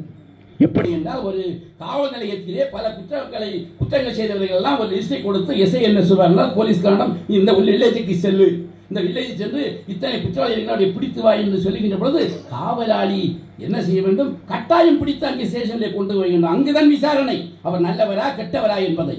ஆனால் யமதூதன் என்னவென்றால், அதை பார்த்து ஏளனம் கொண்டு விட்டான். ஊரை கொண்டு போகவில்லை. உடனே அவர் சாபம் பட்டார். நீ ஒரு கையும் ஒரு காலும் ஒரு கண்ணும் இழந்து நீ பூலோகத்துக்கு சென்று வாழ கடவாயாக என்று அந்த யமதூதனை அனுப்பி வைக்கின்றார். யமதூதன் வேறே வருகின்றான். வந்து பூலோகத்திற்கு வந்து ஒரு இடிந்த விநாயகர் ஆலயம், அந்த விநாயகர் ஆலயத்திலே இருந்து கொண்டு அப்படியே அழுது கொண்டே இருக்கின்றார். அந்த நேரத்திலே தான் ஒரு கடை வைத்துக் கொண்டிருக்கின்றார், ஒரு சிறிய கடை. அவர் என்ன செய்கின்றார், கடையை ஒரு 10-10:30 மணி அளவில் கூட்டிக் கொண்டு அந்த வழியாக காடு வழியாக வந்து கொண்டிருக்கின்றார். ஒரு முனிகள் சத்தம் கேட்கின்றது. உடனே என்ன, இந்த காட்டிலே ஒரு சிறுவன் முழுது போல ஒரு சவுண்டு கேட்கின்றதே, ஒரு சத்தம் கேட்கின்றதே, என்ன என்று பார்க்கின்ற பொழுது அந்த ஒரு சிறுவன் அந்த குளிரிலே நடுங்கிக் கொண்டு அப்படியே அழுது கொண்டிருக்கின்றான். இதை பார்த்த அந்த கடைக்காரருக்கு என்ன, அவருக்கு அவ்வளவாக வியாபாரம் இல்லை, கஷ்டப்பட்டு அவனுடைய வாழ்க்கையை ஓட்டிக் கொண்டிருக்கின்ற அவருடைய குழந்தைகளும் இல்லை. ஆக இவரை பார்த்ததும் என்னப்பா என்று கேட்கின்ற அவன் வாயிலிருந்து பேச முடியவில்லை. உடனே அவர் செல்லை நீ வா என்று அவர் அழைத்துக் கொண்டு நேராக வீட்டுக்கு செல்கின்றார். வீட்டுக்கு செல்கின்ற பொழுது அவனுடைய மனைவியோ எப்படிப்பட்டவள், ஓஹோ நீ கொண்டு வருகிற லாபமே இவ்வளவுதான், நம்முடைய ஒவ்வொரு நாளும் நம்முடைய வாழ்க்கையை நடத்த வேண்டும் என்றாலே நாம் மிகவும் கஷ்டப்பட்டு இருக்கின்றோம், இதோடு இன்னொருவரையும் அழைத்து வந்தாயா, மிகவும் கோபப்படுகின்றார். நம் வீட்டில் கூட அப்படித்தானே, நம்முடைய வீட்டில் திடீரென்று நாம் தெரியாமல் அவரை அழைத்து வந்தால் நம்முடைய மனைவி எவ்வளவு கோபப்படுவார், மிகவும் கோபப்படுகின்றார். ஆனால் அவனும் மிகவும் கெஞ்சி கேட்கின்றான். இக்காலத்தை போல மிகவும் கெஞ்சி கேட்கின்றான். இப்படி அவன் வந்தான கதையெல்லாம் சொல்கின்றான். சொன்ன பொழுதுதான் அவனுடைய மனது மாறுகின்றது. மூதேவியாக இருந்தவள் ஸ்ரீதேவியாக மாறுகின்றாள். சரி, அழைத்து வா. உள்ளே வருகின்றான். வருகின்ற பொழுது அவனுக்கு தண்ணீர் கொடுப்பதெல்லாம் கொடுத்து அவனை உள்ளே வைக்கின்றான். அந்த நேரத்தில் தான் இவனுக்கு ஒரு கால் சரியாகின்றது. அவன் உண்மையினை புரிந்து கொண்டான். அந்த ஸ்ரீதேவி மூதேவியாக இருந்தவள் ஸ்ரீதேவியாக மாறினாலே அதை பார்த்ததும் அவனுக்கு ஒரு கால் சரியாகியது. இப்பொழுது ஒரு கண் இல்லை, ஒரு கையில்லை. பல காலங்கள் இப்படி ஓடுகின்றன. அப்படி 10 ஆண்டுகள் கழிந்த பின்னாலே ஒரு பெருமாட்டி ஒரு பையனோடு வருகின்றார். இந்த இவரை பார்ப்பதற்காக, இந்த பையனை பார்ப்பதற்காக வருகின்றார். வருகின்ற பார்க்கின்றார். பார்த்து இவருக்கு ஒரு சந்தேகம் வருகின்றது. ஓஹோ, நான் இந்த யமதர்மன் என்னை அனுப்புகின்ற பொழுது ஒரு இந்த உயிரை எடுத்து வர சொன்னாலே அந்த தாய் தானா இந்த தாய்? ஓஹோ, அந்த தாயை தான். எப்படி இருக்கின்றார், என்ன எப்படி என்றெல்லாம் கேட்கின்றார். அப்பொழுதுதான் இவன் உண்மையை அறிந்து கொள்ளுகின்றான். அதோடு அவனுக்கு ஒரு கை வந்து விட்டது. முதலில் கால் வருகின்றது, இரண்டாவதாக கை வந்து சரியாகிவிட்டது. கண்ணில்லை, காலில்லை, கையில்லை, இதில் 2 சரியாகிவிட்டது. அப்பொழுதுதான் உணர்கின்றான். ஒருவன் செல்வந்தராக இருப்பவன் ஏழையாவதுண்டு, ஏழையாக இருப்பவன் செல்வந்தராக முடியாது, மெம்பராக இருப்பவன் அமைச்சராவதுண்டு, அமைச்சராக இருப்பவன் பிரைம் மினிஸ்டர் ஆவதுண்டு, ஜீவித்தவன் கூட பிரைம் மினிஸ்டர் ஆக முடியும் என்கின்ற நிலை இருக்கின்ற பொழுது இப்படியெல்லாம் மனிதன் மாற முடியும் என்று காட்டப்படுகின்றார். இறுதியாக ஒருவர் என்ன செய்கின்றார், ஒரு பெரிய பணக்காரர், அவருடைய ஆட்கள் எல்லாம் வந்து ஒரு சந்தனக்கட்டையிலே ஒரு பெட்டி செய்ய வேண்டும் என்று கொண்டு கொடுக்கின்றார். இவனிடம் கொடுக்கின்றார். உடனே அந்த வேலை, இவனுக்கு தச்சு வேலையெல்லாம் தெரியும். கொடுக்கின்ற பொழுது இவன் அதை செய்வதற்கு இன்று செய்யலாம், நாளை செய்யலாம் என்று நாள் கடந்து விட்டது. ஒரு நாள் இந்த கொடுத்தவன் வந்து வருகின்றான். ஐயா, நீங்கள் அந்த பெட்டி செய்து விட்டீர்களா? இல்லை, எனக்கு என்னுடைய வேலை பழுவினால் நான் மறந்து விட்டேன், அது செய்யவில்லை. அப்படியே நீங்கள் செய்ய வேண்டாம், அந்த கட்டையினை அப்படியே குடியுங்கள். அதை செய்ய தந்த அந்த பெரியவர், அந்த செல்வந்தர் இறந்து விட்டார், அவர்களை இந்த கட்டையில் வேக வைப்பதற்காக கொடுத்து விடுங்கள் என்று சொன்னார். அப்பொழுதுதான் இவன் உண்மையை அறிகின்றான். அதோடு அவனுக்கு கண்ணும் பாறை வருகின்றது. ஏன் இதை சொல்கின்றேன் என்றால், ஒரு மனிதன் படித்திருக்கலாம். இவர்கள் சொன்னார்கள், பெரியவர் சொன்னார்கள், செல்கின்ற பொழுது அறுவை சிகிச்சை ஒரு மருத்துவர் செய்கின்றார் என்று. எல்லா மருத்துவரும் அறுவை சிகிச்சை செய்வதில்லை. எவ்வளவுதான் படித்தாலும் கூட அந்த அதனுள்ள நுணுக்கங்களை அறிந்தவர் தான் அறுவை சிகிச்சை செய்ய முடியும். ஒரு அட்வொகேட் படித்துக் கொண்டிருக்கின்றார், அவர் வீட்டை படித்துக் கொண்டு இன்று விறகுவித்துக் கொண்டிருக்கின்றார் அட்வொகேட். இதை எவ்வளவோ படித்திருந்தாலும் கூட அனைவருக்கும் அனைத்தும் அமையாது. இது இறைவன் படைக்கின்ற பொழுது அவனுடைய தலையில் எழுதப்பட்டது. இன்று ஒருவருக்கு படித்து எவ்வளவோ பட்டங்களை பெற்றிருக்கலாம். ஃபார் எக்ஸாம்பிள், நம்முடைய ரஜினி விஸ்வா அவர்கள் நிறைய பட்டங்களை பெற்றிருக்கின்றார், ஆனால் எந்த வேலையும் செய்யவில்லை, இன்னும் பாடிக்கொண்டுதான் இருக்கின்றார். அவருடைய தலையில் எழுதப்பட்டிருப்பது. அதே போல நம்முடைய தங்கலட்சுமி அவர்கள் பட்டத்தாரி, ஆசிரியராக வேலை பார்த்தவர், தகசரப்பில் வேலை பார்த்தவர், ஆனால் அனைத்தையும் ஏழையும் அல்ல, வாழ்வதற்கு வசதி உள்ளவர், அனைத்தையும் துறந்து கொண்டு யோகினி மாதாவுக்காக, யோகிராம் சூரத்குமாருக்காக தன்னுடைய பணிதனை செய்தாக வேண்டும் என்று இந்த மலையினுடைய அடிவாரத்திலே இருந்து கொண்டிருக்கின்றார் என்றால் அவருடைய தலையுடைய எழுத்து. இப்படி ஒவ்வொரு மனிதனுக்கும் எழுத்து என்பது யாரும் மாற்ற முடியாது. அதை நல்ல வழி கொண்டு நான் இன்றைய ராணுவத்தில் சேவை செய்ய நானும் ஒரு BA பட்டத்தாரி. ஏதோ இந்திரா காந்தியுடைய அவசர பிரகடனத்தில் என்னை கைது செய்ய வேண்டும் என்று எண்ணிய காரணத்தினால் ஓடோடி சொல்லி ராணுவத்தில் சேர்ந்தேன். ராணுவ சேவை முடித்தேன். அதற்கு பின்னால் தென்னகரையில் ஒரு கிளாஸ் படி பார்த்தேன். இதையெல்லாம் விட்ட பின்னால் இது எப்படியும் தேவையில்லை, என் இறைவனியே என்று தன்னுடைய மனிதனை இந்த இறைவனிக்காக பல ஆலயங்களுக்கு சென்று என்று வந்து கொண்டிருக்கின்றேன். இது என்னுடைய தலைவலி. கஷ்டங்கள் உண்டு, கஷ்டங்கள் உண்டு. கஷ்டம் இல்லாமல் உலகில் யாருமே இருப்பதில்லை. குடும்ப கஷ்டங்கள் என்பது யாருக்கும் உண்டு. கஷ்டம் இல்லாமல் யாரும் வாழ்வதில்லை. 2 மகன்கள் இருக்கின்றன என்றால் 2 மகனும் கஷ்டம் இல்லாமல் தந்தையும் தாயையும் இருப்பதற்கு வகுப்பதில்லை. ஒருவன் நல்லவனாக இருப்பான், ஒருவன் வல்லவனாக இருப்பான், ஒருத்தன் ரவுடியாக இருப்பான். இப்படிப்பட்ட பல நிலைமையிலே ஆண்டவன் நம்மை படைத்திருக்கின்றார். இன்று நம்முடைய டாக்டர் சிவகுமார்ஜி யோகிராம் சூரத்குமாருக்காக ஒரு குழு அமைத்திருக்கின்றார் என்றால் கூறிமாட்டது உள்ளவர் எல்லாம் அப்படி குழு வைக்க மாட்டார்கள். அவருடைய மனதிலே தோன்றியது, அவருக்கு அன்று எழுதப்பட்டது, இப்படி குழு அமைக்க வேண்டும், அவருக்காக பணி செய்திட வேண்டும் என்று அவருக்கு எழுதப்பட்டது. அவர் செய்து கொண்டிருக்கின்றார். இதை போல உலகத்திலே ஒவ்வொருவருக்கும் அவருடைய தலையில் எழுதிய விதியாளர்கள். அப்துல் கலாம் அவர்கள் பாருங்கள், பேப்பர் விட்டு போட்டுக் கொண்டிருந்தவர், படித்தார், பட்டம் பெற்றார், இன்று ராஷ்டிரபதியாக நம்முடைய பாரத தேசத்தில் இருந்தார். பாருங்கள், நம்முடைய மோடிஜி அவர்களை பாருங்கள், வேறும் சாய் விட்டுக் கொண்டிருந்தவர் இன்று உலகம் பற்றிய உத்தமராக அவர் பாரத பிரதமராக இருந்து கொண்டிருக்கின்றார். இப்படி ஒவ்வொருடைய மனிதனுக்கும் எழுதப்பட்டது நடந்தேதிலும் இதை மாற்றிட முடியாது. காலத்தின் அறிவகருதி இதோடு முடிக்கின்றேன். நாம் அனைவரும் எப்பொழுதும் உங்களுடைய வீட்டில் சென்று இருக்கின்ற பொழுதெல்லாம் நாமத்தை சொல்லுங்கள். அதை ராகமாக பாட வேண்டும். நம்முடைய நெஜி பாடுவதை போலவா இல்லை நம்முடைய நடராஜன் பாடுவதை ராகமாக பாட வேண்டாம். சும்மா வாயில் சொல்லுங்கள். அந்த நாமத்தை சொல்லிக்கொண்டே எந்த வேலையும் செய்யுங்கள். கட்டாயம் வெற்றி உறுதி உறுதி உறுதி என்பதை சொல்லிக் கொள்கின்றேன். காரணம், உண்மையிலேயே நான் அந்த நாமம் சொல்லுகின்ற காரணத்தினால் என்னுடைய வாழ்க்கை இந்த அளவிலே பல சங்கடங்கள் என்னுடைய வாழ்க்கை இருந்தாலும் கூட அதையெல்லாம் சங்கடமற்ற முறையிலே நடத்துகிறேன் என்றால் அந்த நாமம் தான். நாமத்தை சொல்லுங்கள். சொல்லி இல்லாமல்ல யோகிராம் சூரத்குடி அருளாலே பல்லாண்டு வாழ்க வாழ்க என்று சொல்லி இந்த நல்ல நேரத்தில் உங்களுக்கு வாழ்த்து சொல்லி இந்த பிரதிஷ்டை நேரத்திலே உங்களுக்கு எல்லாம் நல்வாழ்த்து சொல்லி வாய்ப்புக்கு நன்றி விடைகின்றேன். வாழ்க பாரதம், வாழ்க இந்து மதம், ஜெய் ஹிந்த், பாரத் மாதா கி ஜெய்.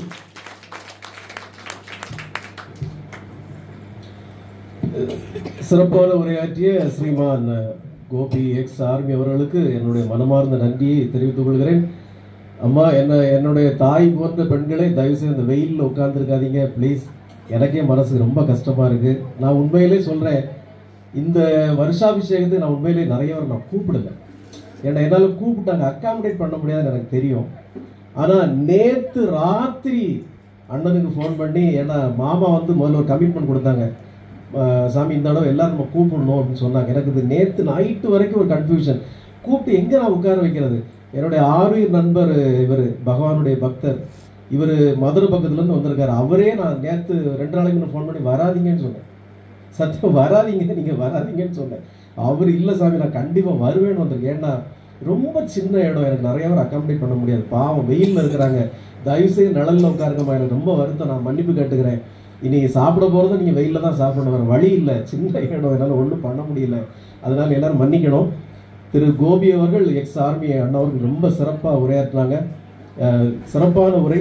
அடுத்ததாக மாதாஜி, நீங்கள் உட்கார்ந்து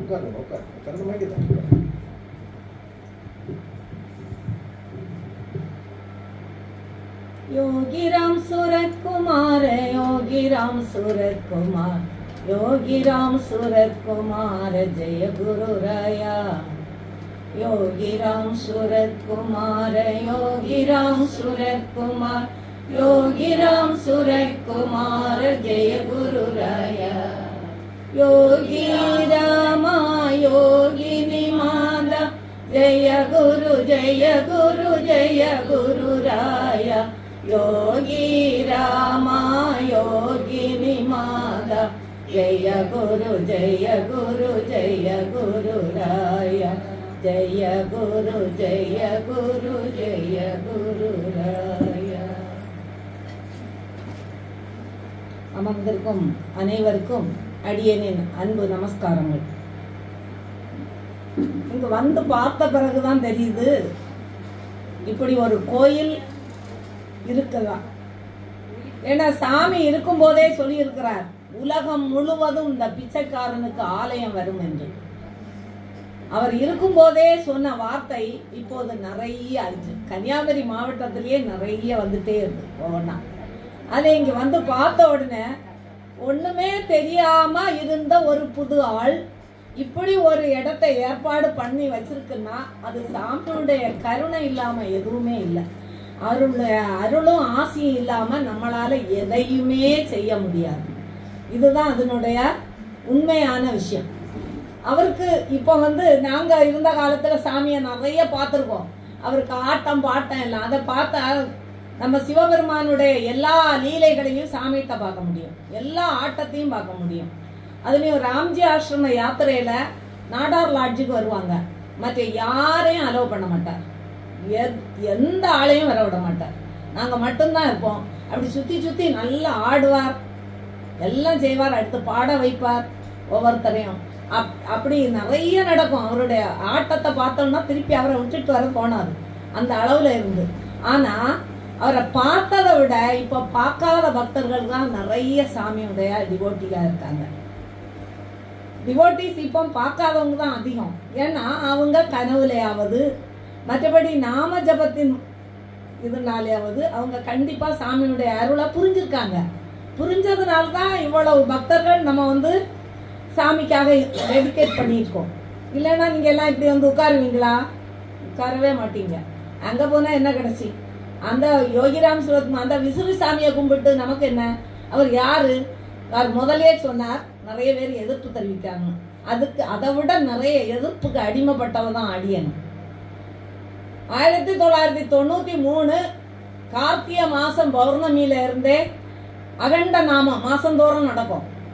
ஒவ்வொருத்தரா கேட்டு நிக்கிற பசங்க, சின்ன பசங்களுக்கு எதுவும் தெரியாதுல்ல, அவங்க சொல்லுவாங்க, என்னது சொல்லிட்டு இருக்கா? யோகிராம் சுரத்குமாரா? சிகரெட்டு குடிப்பாரா? கொஞ்சம் விசிறி வச்சிருக்காரா? இவரை போட்டு சொல்லிட்டு இருக்கா அப்படின்னு. சாமி சொல்லி இருக்கிறார், பரிகாசத்துக்கு இந்த நாமத்தை சொன்னாலும் பலன் உண்டு. வேற யாராவது சொல்லுவாங்களா அப்படி? அப்போ அவங்க சொல்லும் போது நான் நினைப்பேன், சாமி அன்னைக்கு சொன்னார்ல, பரிகாசத்துக்கு சொன்னாலும் பலன் உண்டு, இந்த பலமாவது அவங்களுக்கு கிடைக்கட்டும் அப்படின்னு நம்ம ஒரு பிரார்த்தனை பண்ணிட்டு அப்படி போயிட்டே இருப்போம். இது கொஞ்சம் இல்ல, நீங்க அதனால வருத்தமே படக்கூடாது. அதனால நமக்கு மேன்மை தான். நம்ம அதனால நம்ம லைஃப நம்ம கீழே கொண்டு போக முடியாது. பகவான் இருக்காரு நமக்கு. அவங்க பரிகாசம் பண்ணியாவது சொல்றாங்க இல்ல, அந்த பரிகாசம் பண்ற நாமமும் அவங்கள என்ன செய்யும்? காப்பாற்றும். இது சாமியுடைய வார்த்தை, அடியேன்னு சொல்லல, சாமியுடைய வார்த்தை தான் சொல்லும். நாம ஜபத்துக்கு மேல எதுவுமே கிடையாது. நாம ஜபம் செய்தா போதும், நம்மளால் முடியாததும் எதுவும் இல்லை. அவர் சாமி சொன்னார், faith is more than God. ஆனா நம்பிக்கை இருக்கணும். நம்ம கோயில்ல பார்ப்போம், கோயில்ல போய் முருகன் கோயில்ல போய் கும்பிட்டா, சிவன் கோயில்ல எல்லாம் கும்பிட்டு உன்னை கும்பிட்டு நான் என்ன கண்டேன்? என் பிள்ளைக்கு கல்யாணம் ஆகல, நான் இவ்வளவு கஷ்டப்படேன், உனக்கு கண்ணு தெரியுதான்னு நிறைய அம்மா மாதிரி சொல்லி நானே கேட்டிருக்கேன். எங்க வேலி மேல முருகன்கிட்ட போய் நிற்கும் போது காதை பொத்துன நாள் வரை உண்டு. என்னது சாமி கும்பிட வந்திருக்காங்களா, எதுக்கு வந்தாங்கன்னு தோணும் நமக்கு. நம்ம என்ன செய்யும்? சின்ன வயசுலயே நம்ம அம்மா அப்பா எல்லாம் சொல்லி இருந்து கடவுள் உண்டு கடவுள் உண்டுன்னு சொல்லி கொஞ்சம் ஒரு மைனஸ் மார்க்ல இருந்து 0ல இருந்து ஒரு 2 மார்க் வாங்கி கொஞ்சம் படியாறி இருப்போம். அங்க போய் சொல்லுவோம் இல்ல, நம்முடைய படியெல்லாம் கீழே தகர்ந்து எங்க வந்துடும்? நம்ம மார்க் மைனஸுக்கு வந்துடும். திருப்பியும் என்ன செய்யணும்? திருப்பியும் பகவானே கூப்பிட்டு கூப்பிட்டு கூப்பிட்டு மேலே ஏறணும். அதனால தயவு செய்து நம்ம தெரிஞ்சவங்களாவது என்ன செய்யக்கூடாது? கஷ்டம் வருதுன்னா எதுக்கு? நம்மள மேல் நிலைக்கு போகுதுன்னு அர்த்தம். திரௌபதியை நினைச்சு பாருங்க, அவங்களுக்கு அந்த கஷ்டம் வரணுமா? வேண்டாம், தேவையில்லை. கஷ்டம் வருதுன்னா நம்ம ஒரு படி மேலே ஏறிட்டு இருக்கோம். கஷ்டமே இல்லைன்னா நம்ம இன்னும் ஆண்டவனை நினைக்கலன்னா அர்த்தம். புரியுதா? அதனால நம்ம என்ன செய்யணும்? சதா நாமம் சொல்லணும். ஆனா நாமத்துக்கு மேல என்ன இருக்கணும்? நம்பிக்கை இருக்கணும். நம்பிக்கைக்கு மேல எதுவுமே கிடையாது. அதான் சாமி சொன்னார், faith is more than God. Father blesses all ன்னு சொல்லி அந்த விசிறியை எடுத்து அப்படி வீசுவார். அது மாதிரி நிறைய வினை கொண்டு போறவங்கள பார்த்த உடனே சிகரெட் எடுப்பார். சார்மினா சிகரெட் எப்படி இருக்கும்? அது சிகரெட் இல்ல, சீக்ரெட்.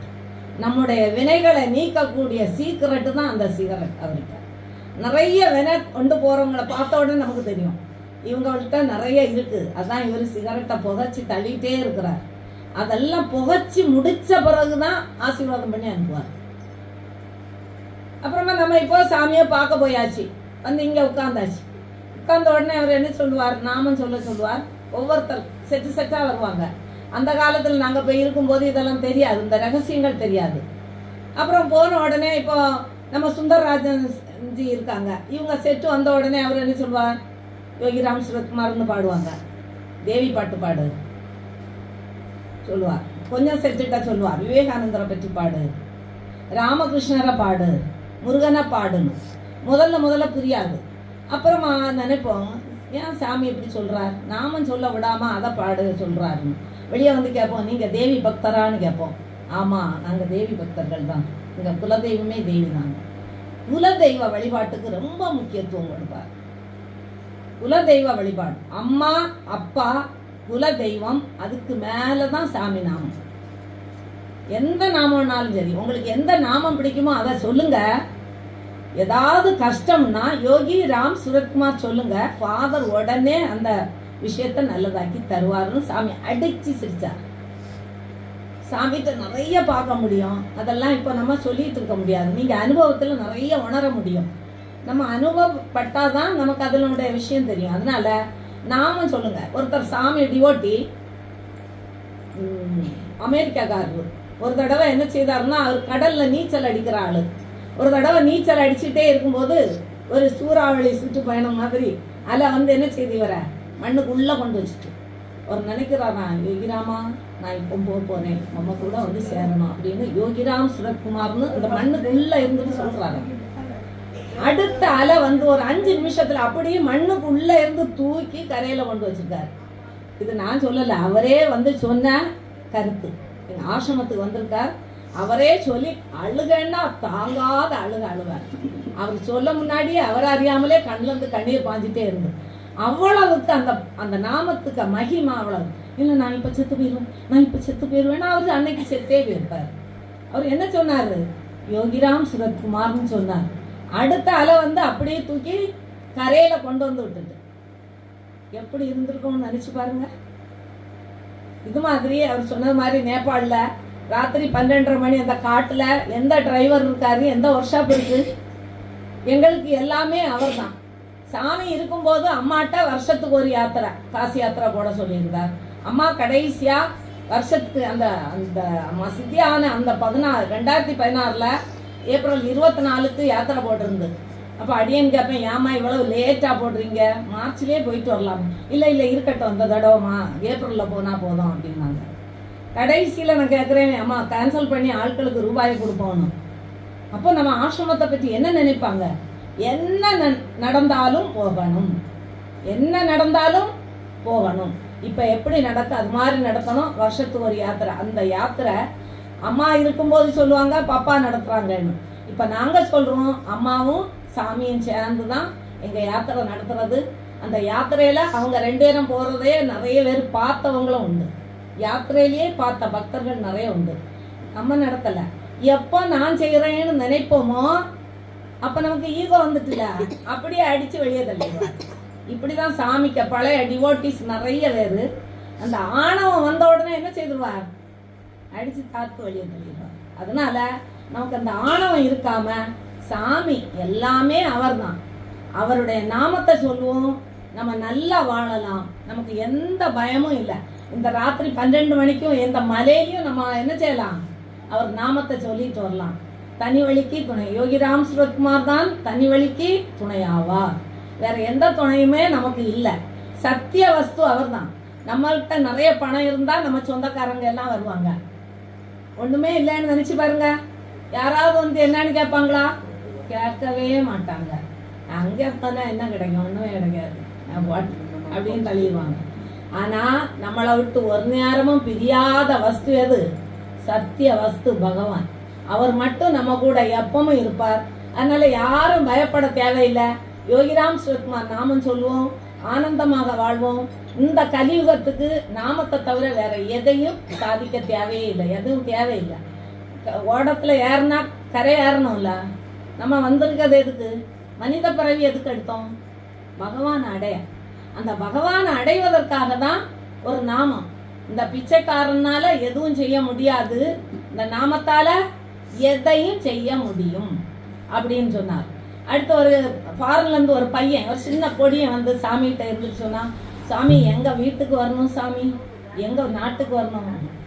சரி, அவங்க அம்மா கேட்டாங்க, நாங்க கிறிஸ்தவ மிஷனரி வந்து நிறைய செய்யும், நிறைய ஸ்கூல் பள்ளிக்கூடம் கட்டியிருக்கோம், அந்த அனாதைகளுக்கு எல்லாம் கட்டியிருக்கோம், அப்படி நிறைய செய்யறோம். நீங்க என்ன சாமி செய்தீங்கன்னு கேட்டாங்க. சாமி சொன்னா, அப்படியா அம்மா, அப்படி செய்யறாங்களா, சூரியன் இல்லைன்னா எதையாவது செய்ய முடியுமா அம்மா? பாயிண்ட் எங்க போயிருக்கு பாத்தீங்களா? அந்த சூரியன் தான் யாரு, நம்முடைய தெய்வம். அவர் ஆடி பாடினா அவருக்கு 3 அப்பான்னு சொல்லுவார். அவங்க 3 பேர்த்தையும் கிடைச்சி 7 வருஷம் நம்ம இந்தியாவையே சுத்திட்டு தான் திருவண்ணாமலையில வந்து உட்கார்ந்தார். அப்ப யாரா கூப்பிட்டா சொன்னா, அந்த மலை அசைஞ்சா அந்த பிசைக்காரன் அசைவேன். அதனால அவர் திருவண்ணாமலையிலேயே தான் இருந்தார். மலை அசையுமா? அசையாது. ஆனந்த மலை அது. அது மாதிரி அவரும் ஆனந்தமா இருந்தார். நம்மளும் எல்லாரும் எப்படி இருக்கணும்? ஆனந்தமா இருக்கணும். இப்போ ஒரு 10 தடவை நாமம் சொல்லிட்டு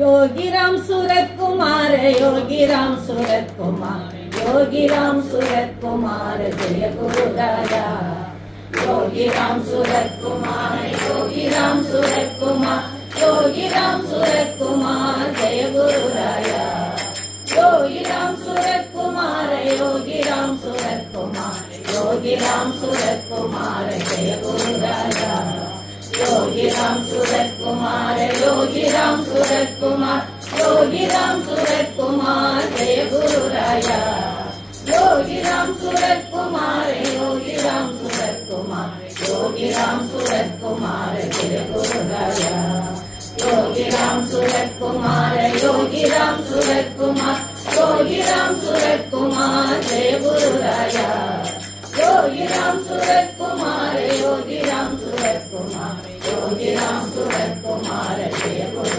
யோகிராம் சுரத்குமார யோகிராம் சுரத்குமார் யோகிராம் சுரத்குமார் ஜெய குருராயா யோகிராம் சுரத்குமார யோகிராம் சுரத்குமார் யோகிராம் சுரத்குமார ஜெய குருராயா யோகிராம் சுரத்குமார யோகிராம் சுரத்குமார் யோகிராம் சுரத்குமார் ஜெய குருராயா யோகிராம் சுரத்குமார் யோகிராம் சுரத்குமார் யோகிராம் சுரத்குமார ஜெய குருராயா. நம்முடைய சாமியுடைய முதல் ஆசிரமம் வேளிமலை குமார கோயில் ஆசிரமம். முதல் கோயில் காணிமடம். அதுக்கு பிறகுதான் மீதி உள்ள கோயில் ஆசிரமம் எல்லாமே வந்தது. அதனால நம்ம எல்லாரும் ஒன்று சேர்ந்து அவர் ஒரு வார்த்தை சொன்னார். நம்ம எல்லா இடத்துல இருந்தும் ஊர்வலம் வந்து ஸ்டேடியத்தில் சேர்ந்தா ஸ்டேடியத்தில் இருந்து எல்லா வேளிமலைக்கு போனோம்னு. நான் என்ன சொல்றேன்னா, எல்லா இடத்துல இருந்தும் ஊர்வலமாக வந்து இந்த ஐயா வைகுண்ட பிறப்புக்கு போகிறாங்கல்ல, இதே மாதிரி வந்து ஸ்டேடியத்தில் கூடி ஒரு பெரிய மீட்டிங் போட்டு முடித்து எல்லாரையும் அனுப்புனா நல்லா இருக்கும்னு உள்ளது அடியனுடைய கருத்து. அது எப்போ நடக்குதோ, பகவான் எப்போ அதுக்கு சரி ஓகே சொல்கிறாரோ அப்போ அது நடக்கும். ஏன்னா நம்ம 1-2 பேர் நினச்சி ஒன்றும் நடத்த முடியாது. எல்லா சென்டர்களும் இப்போ திரிசூலா இருந்தது, இப்போ 4 ஆச்சு. 6 ஆச்சா? எங்க குலசேகரமா அப்படி நிறைய சென்டர் வந்துட்டே இருக்கு. அதனால கன்னியாகுமரி மாவட்டம் மட்டும் எடுத்தாலே நம்ம நிறைய ஆட்கள் இருக்காங்க.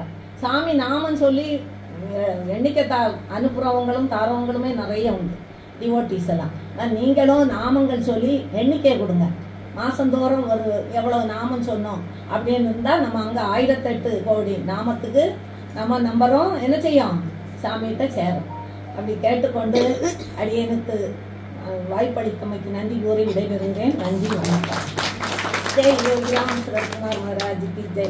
योगीराम योगिनी माता की जय. पुरगडाक्षम परिपूर्णम पुरगडाक्षम परिपूर्णम पुरगडाक्षम परिपूर्णम.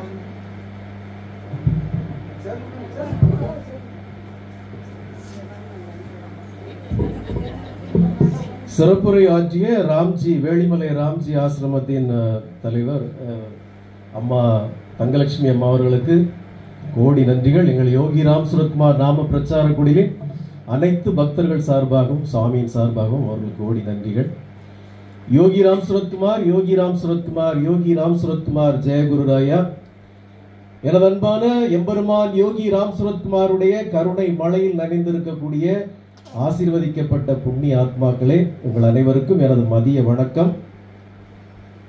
1986 இல்லைன்னா 87 இருக்கும் நான் நினைக்கிறேன். எங்களுடைய பழைய வீடு இந்த ஊருக்கு உள்ளாடி இருந்தது, பெரிய வீடா. எவனோ ஒரு ஜோசியக்காரன் எங்கள் அம்மா அப்பாட்ட தூண்டி விட்டா, அந்த வீட்டில் நீங்கள் இருக்கக்கூடாது, உடனே பொட்டி கட்டிட்டு வேற எங்கேயா போயிருங்க, இல்லைன்னா குடும்பம் சின்ன பின்னமாயிரும், ஏதோ ஒன்று தூண்டி விட்டா. இவங்களும் உடனே, நம்ம சின்ன பிள்ளை அவங்களும் தெரியாது, இவங்களும் உடனே வீட்டெல்லாம் காலி பண்ணிட்டு எர்லப்புப்புறம் அந்த அப்போ பசுபதீஸ்வரர் மட்டும்தான் அங்கே இருந்தார். பசுபதீஸ்வரர் கோயிலுக்கு முன்னாடி ஒரு வீட்டில் வாடகைக்கு போயிருந்தாங்க. அப்போல்லாம் இந்த ஆடியோ கேசட் தான், ஆடியோ கேசட் போடும். எங்கள் வீட்டில் சிவாஜி பாட்டை தவிர வேறு பாட்டு இருக்காது. ஏன்னா அது அவர் தானே வச்சுருப்பார், எங்கள் அப்பா வச்சுருப்பார். சிவாஜி பாட்டு தான் கேட்பார், வேறு எதுவும் பாட்டு கேட்டால் அது அவசரம்னு நினச்சிடுவார். அப்போ நமக்கு கேசட் வாங்குறது பைசாவும் இருக்காது. அப்போ தீவிர ஐயாவளி. அப்போ ஒரு கேசட் கடையில் நான் ஸ்கூலில் படிக்கிறதுல புதுசாக பார்க்குறேன். நான் பார்த்த உடனே அது ஏதோ ஒரு பேர், எனக்கு டைட்டில் கூட ஞாபகம், ராம்ஜின்னு ஏதோ ஒரு பேர் ஏதோ போட்டிருந்தது. நான் உண்மையிலே நினச்சிட்டேன் இந்த பாட்டு ஐயாவளி பாட்டு நான் நினச்சிட்டேன். ஏன்னா அந்த கேசட்டை போட்டவருக்கு படம் எனக்கு தெரியும், அவர் ஐயாவளி குடும்பத்தில் உள்ளவர். ஒரு ஐயாவளி சாங் தான் போட்டிருக்காரு போல நினச்சிட்டு ஏதோ காசு பணம் சேர்த்து அந்த கேசட்டை வாங்கிட்டு வந்து வீட்டில் போட்டேன். அந்த கேசட்டில் முதல் பாட்டு பாடுது, அண்ணாமலை வாசனே ஆண்டி வேடம் கொண்டவா, ஆண்டி வேடம் கொண்டவான்னு பாட்டு பாடுது. அந்த 1986 87 அந்த பாட்டை கேட்டப்போ எனக்கு யோகிராம் சுரத்குமார்லாம் தெரியும் யாருன்னு. எனக்கு அதுக்கு பிறகுதான் அவர் வந்து அதில் ஒரு முன்னுரை பேசியிருப்பார். அந்த முன்னுரை கேட்டப்போ தான் ஓஹோ இது வேற ஒரு சாமியை பற்றி ஒரு பேசுகிறாரு அப்படின்ட்டு. 1986 இல்லை 87 இருக்கும். அந்த காலகட்டத்தில் எனக்கு சாமியை தெரியும். ஆனால் என்னுடைய துர்பாக்கியம் எனக்கு சாமியை போய் பார்க்கணுன்னோ இல்லைன்னா அவர் போய் தரிசிக்கணும்னோ எனக்கு அந்த டைமில் எனக்கு தோணலை, முடியவும் இல்லை. ஆனால் எல்லாவுமா இருந்து பகவான் யோகிராம் சுரத்குமார் இன்னைக்கு நம்மளை முழுக்க முழுக்க ஆட்கொண்டிருக்கார். அவருக்கு நன்றி. இந்த யோகிராம் சுரத்குமார் நாம பிரச்சார குடில் 2024 ஜனவரி 22ஆம் தேதி மதியம் 2 மணிக்கு அயோத்தியில எம்பெருமான் ராமபிரானுக்கு அந்த திரு விக்கிரகம் பிராண பிரதிஷ்டை பண்ணப்பட்ட அதே நாளில் இங்க பண்ணப்பட்டது. இன்று ஒரு ஆண்டு நிறைவு செய்திருக்கிறது. இந்த ஒரு ஆண்டில் நம்முடைய வளர்ச்சி வந்து எம்பெருமான் யோகிராம் சுரத்குமாருடைய கருணையால் வளர்ந்தது. நேற்று இரவு அண்ணா அவர்களுக்கு ஃபோன் பண்ணி, அண்ணா நீங்கள் கண்டிப்பாக வாங்க, எனக்கு கூப்பிட்றது கஷ்டமாக தான் இருந்தது, ஏன்னா எங்கே உட்கார வைக்கிறது முதல்ல அப்படி. நான் உண்மையிலே சொல்கிறேன், இங்கே வந்திருக்க கூட அங்கே பின்னாடி வரைக்கும் கேட் வரைக்கும் ஆட்கள் இருக்கிறாங்க. யாரையுமே நான் கூப்பிடலை. ரொம்ப இதை வீட்டில் வந்து கூப்பிட்டுருப்பாங்க, மெசேஜ் அவங்க யாரையுமே கூப்பிடல, ஏன்னா இங்கே உட்கார வைக்க முடியாது என்னால். அப்போது அண்ணாகிட்ட ஃபோன் பண்ணி, அண்ணா கண்டிப்பாக வந்துருங்க, உங்களுக்கு தெரிஞ்ச வேற யாராவது கூப்பிடணுமான்னு கேட்டேன். அண்ணா ஒரு வரிசை நிறைய நம்பர் அனுப்பிச்சு விட்டார். நான் கன்னியாகுமரியிலேருந்து வீட்டை பார்த்து கார் டிரைவ் பண்ணிகிட்டே இருக்கிறேன். அப்போ என் பொண்ணு பின்னாடி உட்காந்துருக்கா, அவளும் டாக்டர் தான். மக்கள் இந்த வாட்ஸ்அப்பில் வந்திருக்க நம்பரை எப்படி டைரெக்டாக கால் பண்ணுறது அப்படின்னு. அப்போ அவள் தான் சொன்னால் அப்படியே லாங் ப்ரெஸ் பண்ணி டயலில் போய் பேஸ் பண்ணுங்க. நான் டிரைவ் பண்ணிக்கிட்டே தான் அந்த அவ்வளோ கால் பண்ணேன். எல்லாரும் எனக்கு 2 பேர் தான் ஃபோன் எடுக்கல. எல்லாரும் என்கிட்ட சொன்னது, உங்களை தெரியும், நீங்கள் யோகிராம் சுரத்குமார் நாம பிரச்சார குடியில் வச்சுட்டு எங்களுக்கு தெரியும். அவங்க குரல்ல இருந்தே நான் தெரிஞ்சுக்கிட்டேன். எல்லாரும் ரொம்ப சீனியர் மோஸ்டாக தான் இருப்பாங்க. உங்கள் வீடியோலாம் நான் பார்த்துருக்கேன், உங்களை எனக்கு தெரியும், பார்த்துருக்கேன், ஆனால் இப்போ வர முடியாது, நாங்கள் பின்னாடி வரோம்னு சொன்னாங்க. அந்த அளவுக்கு எல்லாருக்கும் எனக்கு தெரிஞ்சிருக்கிற அளவுக்கு பகவான் யோகிராம் சுரத்குமார் இந்த யோகிராம் சுரத்குமார் நாம பிரச்சார குடியில் வளர்த்துருக்கிறார். அன்பானவர்களே, முதல்ல இந்த மாதிரி புண்ணிய ஆத்மாக்கள் ஐயா போல, அம்மா போல, இவங்களை போல, ரஜினியை போல மற்றும் எல்லா மாநிலங்கள்லையும் எல்லா மாவட்டங்கள்லையும் எல்லா தலைமையிடங்கள்லையும் உலகம் முழுக்க எம்பெருமான் யோகி ராம் சுரத்குமாருக்கு பணிவிடை செய்கின்ற, அவர் நாமத்தை பாடுகின்ற அத்தனை புண்ணிய ஆத்மாக்களுடைய பாதம் தொட்டு நான் வணங்குகிறேன். அதில் எந்த ஒரு மாற்று கருத்தும் கிடையாது. எல்லாரும் புண்ணிய ஆத்மாக்கள். அவங்க காலகட்டத்துக்கு ஏற்றபடி அவங்களுக்கு ஏற்ற பணிவிடைகளை செய்திருக்காங்க. நான் கடந்த ஓராண்டுகளுக்கு மேலாக நான் என்னோட தொழிலே பார்க்கறது இல்லை. இப்படி தாடியை வளர்த்துக்கிட்டு முடியை வளர்த்துக்கிட்டு இப்படியே சுத்திட்டு இருக்கிறேன். ஆனால் அவங்களும் அப்படி இருக்கணும்னு அவசியம் இல்லை. பல பேர் பல இதுகளை செய்திருக்காங்க, பெரிய பெரிய திருப்பணிகளை செய்திருக்காங்க. அவர் நம்ம மகாதேவன் ஐயா எங்கே போனான்னு தெரியல, அவர் தினமும் என்கிட்ட பேசுவார். மகாதேவன் ஐயா தினமும் எனக்கு ஃபோன் பண்ணி பேசுவார். ஐயாவுக்கு அதிக ஆசை என்கிட்ட என்னன்னா, உங்களை நீங்கள் பயங்கரமாக பண்ணுறீங்க, உங்களோட ஆக்டிவிட்டீஸ்லாம் பயங்கரமாக இருக்குது, எல்லா யோகிராம் சுரத்குமார் நாம சென்டர்களும் இந்த மாதிரி இருக்காது, நீங்கள் ரொம்ப ஆக்டிவாக பண்ணுறீங்க, ஆனால் உங்களை யாருக்கும் தெரியல, நான் எல்லாருக்கிட்டையும் உங்களை இன்ட்ரடியூஸ் பண்ணணும், வாங்கன்னு தினமும் ஒரு நிகழ்ச்சிக்கு என்ன கூப்பிடுவார். தக்கலையில் எனக்கு ஒரு நிகழ்ச்சி இருக்குது வாங்கன்னுவார், குமாரவேல் ஒன்று வாங்கன்னுவார், இங்கே நம்ம அட்வொகேட் இவர் அங்கே ஒன்று இருக்குது வாங்கன்னுவார். ஆனால் உண்மையிலே நான் எல்லா இடமும் போகிறதுக்கு நான் விருப்பப்படாமல் அவர்கிட்ட ஏதாவது ஒரு சாக்கு போக்கு சொல்லி எஸ்கேப் ஆகிடுவேன். ஏன்னா அது வந்து எப்படி என்னால் அதை வெளியே சொல்லணும்னு தெரியல. அது வந்து ஒரு அக்செப்டன்ஸ் இல்லை நிறைய விரோதம். அதுக்கு திருவண்ணாமலையில் போனப்போ கூட பெரிய ஒரு கான்ட்ரவர்சி ஆச்சு. அப்புறம் அது 3ஆவது நாள் பகவான் கிருபையால் நேர் உல்டாவாக மாறி அப்புறம் நாங்கள் பெரிய ஃபோட்டோவில் எடுத்து இந்த தளபதி படத்தில் ரஜினி மம்முட்டி மாதிரி ஆகிட்டோம். அது வேற இருக்கு. ஆனால் எம்பெருமான் யோகி ராம் சுரத்குமாருடைய கருணையை அன்னைக்கு எல்லா ஜனங்களும் அங்கே பார்த்தாங்க. இங்கே இருக்கக்கூடிய எல்லா ஜனங்களும் அடியேன் மூலமாக பகவான் அறிஞ்சிக்கிட்டவங்க தான். தினம் தினம் தினம் தினம் ஒரு பக்தர்கள் வந்துட்டு இருக்கிறாங்க. சிலருக்கு இன்னும் அது என்ன இப்போ கூட ஃபேஸ்புக்கில் ஏதாவது பதிவு போட்டால் நம்மளை கெட்ட வார்த்தையெல்லாம் திட்டுவாங்க. என்ன சிவனோடவும் பெருசா, நாராயணனோடவும் பெருசா, என்ன நீ என்ன இவனை போட்டிருக்க, அவனை போட்டிருக்க, என்ன எம்பெருமான் போடுற, பரம்பொருள் போடுற, அப்படி இப்படி நிறைய இருக்கு இந்த முரண்பாடான கருத்து. ஆனால் அவங்களுக்கெல்லாம் நான் எப்படி போய் பதில் சொல்ல முடியும்? எப்படி போய் பதில் சொல்ல முடியும்? நான் இவரை ஈஸ்வரன் நான் சொல்லலை, இவரை ராமன் நான் சொல்லலை, இவரை கிருஷ்ணன் நான் சொல்லலை. ஆனால் நான் என்ன சொல்ல வரேன்னா, இந்த உலகத்துக்கு ஒரு தேவைப்பட்ட போது ஈஸ்வரன் விறகு வெட்டியா வந்தாரு, இந்த மதுரைக்கு ஒரு தேவைப்பட்ட போது நக்கீரர்கிட்ட சண்டை போடுறதுக்கு ஒரு தர்மியா வந்தாரு, இந்த உலகத்துக்கு தேவைப்பட்ட போது வைகையணை நிரப்புறதுக்கு ஒரு மண்வெட்டி போடுறவரா வந்தாரு. இதே போல இந்த பிரபஞ்சத்துக்கு தேவைப்படும் போதெல்லாம் அவதாரங்களாக வருவதுதான் இறைவனுடைய வேலை. நான் ஏற்கனவே ராம்ஜி ஆசிரமத்தில் பேசுறப்போ ஒரு கதையை சொல்லிட்டேன், திரும்ப சொல்லணுமான்னு நான் பாக்குறேன். எம்பெருமான் நாராயணருக்கு, எம்பெருமான் பெருமாளுக்கு 9 அவதாரங்கள். இந்த 9 அவதாரங்கள்ல நம்ம ராம அவதாரத்தை தான் ரொம்ப கொண்டாடுறோம். இந்த ராம அவதாரம் மட்டும் ஒரு அவதாரம் இல்லை அப்படின்னு ராமாயணத்துல ஒரு கதை இருக்கு. நாம எல்லாம் நினைக்கிறது ராம நாமம் ஏதோ ராமனுடைய பெயர்ல வந்த நாமம் நினைக்கிறோம். அப்படி இல்லை. இந்த பிரபஞ்சம் தோன்றின நாள்ல இருந்தே ராமநாமம் இருக்கு. எப்படி வேதங்கள் இந்த பிரபஞ்சம் தோன்றின நாள்ல வேதங்கள்லாம் இருக்கோ, வேதங்களை உருவாக்கியவர் வியாசர் இல்ல, வேதங்களை தொகுத்தவர் வியாசர். வேதங்களை யாரும் உருவாக்கல, வேதங்களை தொகுத்தவர் வியாசர். அப்ப இந்த பிரபஞ்சம் தோன்றிய நாள்ல வேதங்கள் இருக்கு, இந்த பிரபஞ்சம் தோன்றிய நாள்ல ராமநாமம் இருக்கு. அதனால தான் எம்பெருமான் ஈஸ்வரன் கிட்ட பார்வதி தேவியார் கேட்கிறப்ப இந்த உலகத்திலே உயர்ந்த நாமம் இல்லப்போ அவர் ஸ்ரீ ராம ராம ராமேதி ரமே ராமே மனோரமே சகஸ்ர நாம தத்துல்யம் ராம நாம வரானே, இந்த சகஸ்ர நாமம் தான் உயர்ந்ததுன்னு ஈஸ்வரனே சொன்னார். இங்க சிவனா, விஷ்ணுவா, பிரம்மாவா, இல்ல இவராக நம்ம அந்த போட்டிக்கு நம்ம வரல.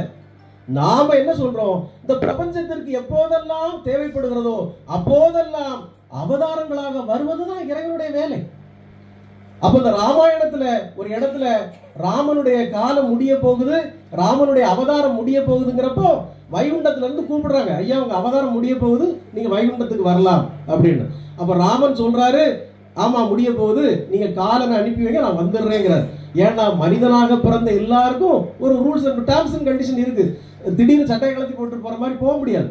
அப்ப ராமன் சொல்ற, நீ காலனை அனுப்பிவிட, நான் வந்துடுறேங்கிறார். காலன் உள்ள வரமாட்டேங்கிறான். ராமன் யோசிக்கிறான், எல்லாரும் காலையா உள்ள வரமாட்டேங்கிறான்னு பார்த்தா ராமன் பக்கத்துல ஆஞ்சநேயர் உட்கார்ந்துருக்காரு, அதனால காலன் உள்ள வரமாட்டேங்கிறான். அப்போ இந்த ஆஞ்சநேயரை போனா தான் காலன் உள்ள வருவாங்கிறதுனால எம்பெருமான் ஸ்ரீராமன் இந்த கணையாளியை கலத்தி கீழே போட்டார். நிறைய பேர் இந்த கதை தெரிஞ்சிருக்கோம்னு நினைக்கிறேன். எம்பெருமான் ஸ்ரீராமன் இந்த கணையாளியை கலத்தி கீழே போட்டார். போட்ட அந்த கணையாளி பூமிக்கு அடியில போயிட்டு ஆஞ்சநேயர் கூப்பிட்டு சொன்னார், ஆஞ்சநேயா கணையாளி கீழே விழுந்துச்சு, போய் பார்த்து எடுத்துட்டு வாண்டார். ஆஞ்சநேயர் தேடி போறார் போறார் போறார் போறார், கீழே பார்த்து போயிட்டே இருக்கிறார், கணையாளியை காணோம். இறுதியில் அவர் ஒரு நாக உலகத்துக்கு போய் சேர்ந்தார். நாக உலகம்னு ஒண்ணு இருக்கு, பாம்பு உலகம். அங்க நாகராஜான்னு ஒருத்தர் இருக்கார், ஒரு ராஜா இருக்கார். அவர்கிட்ட போய் ஆஞ்சநேயர் கேட்கிறார், எப்பா நாகராஜா, எம்பெருமான் ஸ்ரீ ராமனுடைய கணையாளி ஏதாவது வந்ததாப்பா, நீ பார்த்தியா? நான் ரொம்ப நாளா தேடிட்டு இருக்கிறேன் அப்படின்னு. அப்ப இந்த நாகராஜா ஆஞ்சநேயரை கூப்பிட்டு, நான் ஒரு இடத்துக்கு கூப்பிட்டு போறேன் வா, அங்க இருந்தாலும் இருக்கும்னு சொல்லி ஆஞ்சநேயரை நாகராஜா கூட்டிட்டு போறார். அங்க போய் இங்க இருக்குதா பாருங்க கை காட்டினப்போ ஆஞ்சநேயர் பார்த்து பிரமிச்சு போயிட்டார். ஏன்னா ராமனுடைய கணையாளி மலை போல குவிஞ்சு கிடக்குதாங்க. ராமனுடைய கணையாளி மலை போல குவிஞ்சு கிடக்குதான். அப்போ ஆஞ்சநேயர் புரிஞ்சுக்கிட்டாரு, இந்த ராம அவதாரம் ஒரு அவதாரம் இல்லை, இது எப்போதெல்லாம் இந்த புவிக்கு தேவைப்படுகிறதோ அப்போதெல்லாம் இந்த அவதாரம் இங்க வரும் அப்படின்னு ஆஞ்சநேயர் புரிஞ்சுக்கிட்டார். அப்போ இங்கே தோன்றிய எல்லா மகாத்மாக்களும் ராமனுடைய வடிவம் தான். ஸ்ரீ அரவிந்தரா இருக்கட்டும், ஸ்ரீ ரமண மகரிஷியா இருக்கட்டும், ஸ்ரீ பப்பா ராமதாஸா இருக்கட்டும், யோகி ராம் சுரத்குமாரா இருக்கட்டும், எல்லாருமே ராமனுடைய ஒரு வடிவம் தான். எப்படி ராமன் அயோத்தியில் பிறந்த போது அவருடைய பரிபட்டாளங்கள் எங்கெங்கேயோ இருந்தது, அந்த ராம அவதாரம் நோக்கம் நிறைவேறக்கூடிய நேரத்துல எல்லாரும் ஒண்ணு சேர்ந்தாங்க. கிஷ்கிந்தால ஆஞ்சநேயர் வந்தாரு, சுக்ரீவன் வந்தா, எல்லாரும் சேர்ந்தாங்க. அதே போல எம்பெருமான் யோகி ராம் சுரத்குமார் காசியில பிறந்திருந்தாலும் அந்த அவதார நோக்கம் நிறைவேறும் போது ஒரு ஜார்ஜ், ஒரு பெருமாளப்பன், எல்லாரும் ஒண்ணு சேர்ந்தாங்க. அந்த திருவண்ணாமலையில யோகி ராம் சுரத்குமார் ஆசிரமத்துல நான் தேவகி மாதாட்ட நான் பேசிட்டு இருக்கிற சொன்னேன். அந்த அம்மா நாங்கள் நிறைய பேசணும், பர்சனலாக பேசினப்ப அந்த அம்மா நிறைய என்னெல்லாம் பண்ணிட்டு இருந்தேன், என்னெல்லாம் பிரச்சனைகள் இருக்கு, வெளியே எனக்கு எவ்வளவு எதிர்ப்பு இருக்கு, என்னை பத்தி யார் யார் என்னெல்லாம் எழுதுறாங்க, எல்லாம் படிக்கிறீங்களா, நிறைய பர்சனலாக நிறைய சொன்னாங்க. இதெல்லாம் வெளியே சொல்லிடாதீங்க எல்லாம் சொன்னாங்க. அதெல்லாம் இருக்கட்டும், விட்டுருவோம். அப்ப நான் சொன்னேன், அம்மா உங்களுக்கு இனி பிறப்பற்ற பெருநிலை, உங்களுக்கு இனி பிறவி இல்லை, நீங்க பிறப்பற்ற பெருநிலைக்கு போயிருவீங்க அப்படின்னு நான் சொன்னேன். நான் இதுவரைக்கும் நிறைய சத்சங்கத்துல கூட சொல்லியிருக்கேன். நாமெல்லாம் நாமம் சொன்னா பிறப்பற்ற பெருநிலைன்னு சொல்லியிருக்கேன். ஆனா தேவி அம்மா ஒரு புது கான்செப்ட் சொன்னாங்க. அவர் சொன்னாங்க, சிவகுமார்ஜி அப்படி கிடையாது, பிறப்பற்ற பெருநிலை பெருநிலையா அப்படி கிடையாது. இந்த ஜென்மத்துல இந்த பிறப்புல நான் பகவானுக்கு பணிவிடை செய்கிறேன். எங்கேயோ இருந்த உங்களை நீங்க ஒரு ஹாஸ்பிட்டல் வச்சு நடத்திட்டு இருக்கிற ஆளு உங்களையும் பகவான் பிடிச்சி இழுத்து இந்த பணிவிடைக்கு போட்டிருக்காருன்னா பகவான் மீண்டும் மீண்டும் பிறப்படுத்து வரும்போது நம்மையும் அழைப்பார். எந்த அவதாரம் அவர் எடுத்தாலும், ஏய் தேவியை கூப்பிடு, நாகர்கோவில் ஒரு பையன் சிவகுமார் அவனை கூப்பிடு, பாலகிருஷ்ணனை கூப்பிடு, இந்த அம்மாவை கூப்பிடு, எல்லாரும் கூப்பிடுவார் அவர். இந்த அவதாரத்துக்கு இவங்க எல்லாம் தேவை. அப்போ இதுதான் நம்முடைய பர்பஸே ஒழிய பிறப்பற்ற பெருநிலை எடுத்து என்ன பண்ண போறோம்? பகவான் எப்போதெல்லாம் அவதாரம் எடுத்துங்க வருகிறாரோ அப்போதெல்லாம் நாம போவோம்னாங்க. உண்மையில அது நியூ கான்செப்ட், எனக்கு ரொம்ப பிடிச்சிருந்தது. இதுதான் பகவானுடைய பெருநிலை. அன்பானவர்களே, இவர் ஈஸ்வரனா, இவர் ராமனா, இவர் கிருஷ்ணனா என்கிறதெல்லாம் எனக்கு தெரியாதுங்க. தயவுசெய்து அந்த கான்ட்ரோவர்சிக்குள்ளே போகல. ஆனா இந்த கலியுகத்துல கேட்டதையெல்லாம் தரும் ஒரு கருணை கடல் யோகி ராம் சரத்குமார். இங்க உட்கார்ந்து இருக்காங்களே, இந்த யூனிஃபார்ம் போட்டுட்டு சேனை படைகள் மாதிரி, இவங்க எல்லாம் எம்பெருமான் யோகி ராம் சரத்குமாருடைய கருணை மழையில் நனைந்து அற்புதங்களை அனுபவித்துக் கொண்டிருக்கிறவர்கள். குழந்தை இல்லையா, குழந்தை கொடுத்திருக்காரு. தலைவலி உடம்பு வலியா சுகத்தை கொடுத்திருக்காரு. பிள்ளைய காணலையா, பிள்ளை கண்டுபிடிச்சு கொடுத்திருக்காரு. பிள்ளை பரீட்சையில பாஸ் ஆகணுமா, பரீட்சையில பாஸ் ஆகி கொடுத்திருக்காரு. இல்ல எனக்கு ரொம்ப துன்பமா இருக்கா, லாட்டரி அடிக்க, என்ன வேணுமோ கொடுக்கிறாரு பகவான். என்ன யாராவது இல்லைன்னு சொல்லிட்டு எம்பெருமான் யோகிராம் சொல்ல எனக்கு ஒண்ணு தரலன்னு சொல்லிட்டு பார்ப்போம். அப்போ இந்த கலியுகத்தில் கண்கண்ட கடவுள் யோகிராம் சரத்குமார். ஒவ்வொரு யுகங்களுக்கும் ஒவ்வொரு அவதாரம் எப்படி வந்து நம்மளை காத்ததோ அதே போல இந்த கலியுகத்தில் நம்மளை காக்க வந்த கடவுள் யோகிராம் சரத்குமார். இதை நீ ஒத்துக்காம எனக்கு ஒரு பிரச்சனையே கிடையாது. That is none of my business. நீ யார வேணா கும்பிட்டு எனக்கு ஒரு பிரச்சனை கிடையாது. நீங்க வந்து கும்பிட நான் கூப்பிடவும் இல்லை. நீ யார வேணா கும்பிடு, நல்லா இருக்கணும்னு நான் சொல்றேன். அவ்வளவுதான். நீ யோகிராம் சரத்குமார் தான் கும்பிடு நான் சொல்லவே இல்லை. உனக்கு யார பிடிச்சமோ நீ கும்பிடு. யோகிராம் சரத்குமார் கிண்டல் கேலி பண்ண பேச்செல்லாம் நான் கேட்டிருக்கேன். வீட்டுல இருந்தே நான் கேட்டிருக்கேன் மைக்ல பேசினதுலாம். ஆனா யோகிராம் சரத்குமார்ங்கிறது கலியுகத்தின் கண்கண்ட கடவுள். அனுபவிச்ச ஜீவாத்மாக்கள்லாம் நான் இருக்கு. அது பெரிய பரமாத்மா, அது அற்புதங்களை நிகழ்த்துது. நீ வராமப்பா எனக்கு ஒன்றும் பிரச்சனை இல்லைங்க, வரணும்னு நான் தேடவும் இல்லையான்னு நான் கும்பிட தான் வச்சிருக்கேன். அது ஏதோ இந்த பாவங்கள் வந்து கும்பிட்டு இருக்காங்க, பலனை பெற்றுட்டு இருக்காங்க, எனக்கு ஒன்றும் பிரச்சனை இல்லை. அப்ப இந்த ஒரு வருஷத்துல எனக்கு தூணாக இருந்து உதவி புரிந்த பல புண்ணியாத்மாக்கள் இங்க இருக்கிறாங்க.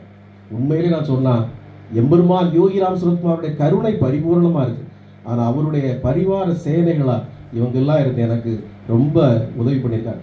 ஆரம்பத்துல என்னையே நிறைய கேள்வியெல்லாம் பேசுறாங்க, 10 பொம்பளை வச்சு கூத்தடிச்சு தெரியுதான், இவனுக்கு வேற வேலை ஜோலி இல்லை அப்படிலாம் சொன்னாங்க.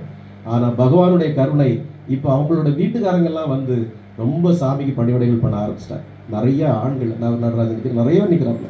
எல்லா கணவர்களையும் சாமிக்கு கொண்டது. எதுக்குப்பா உனக்கு ஒரு கெட்ட பேரு, ஒன்றும் பிரச்சனை இல்லை, அவங்களே வர வச்சிருவோம், அவ்வளவுதானே.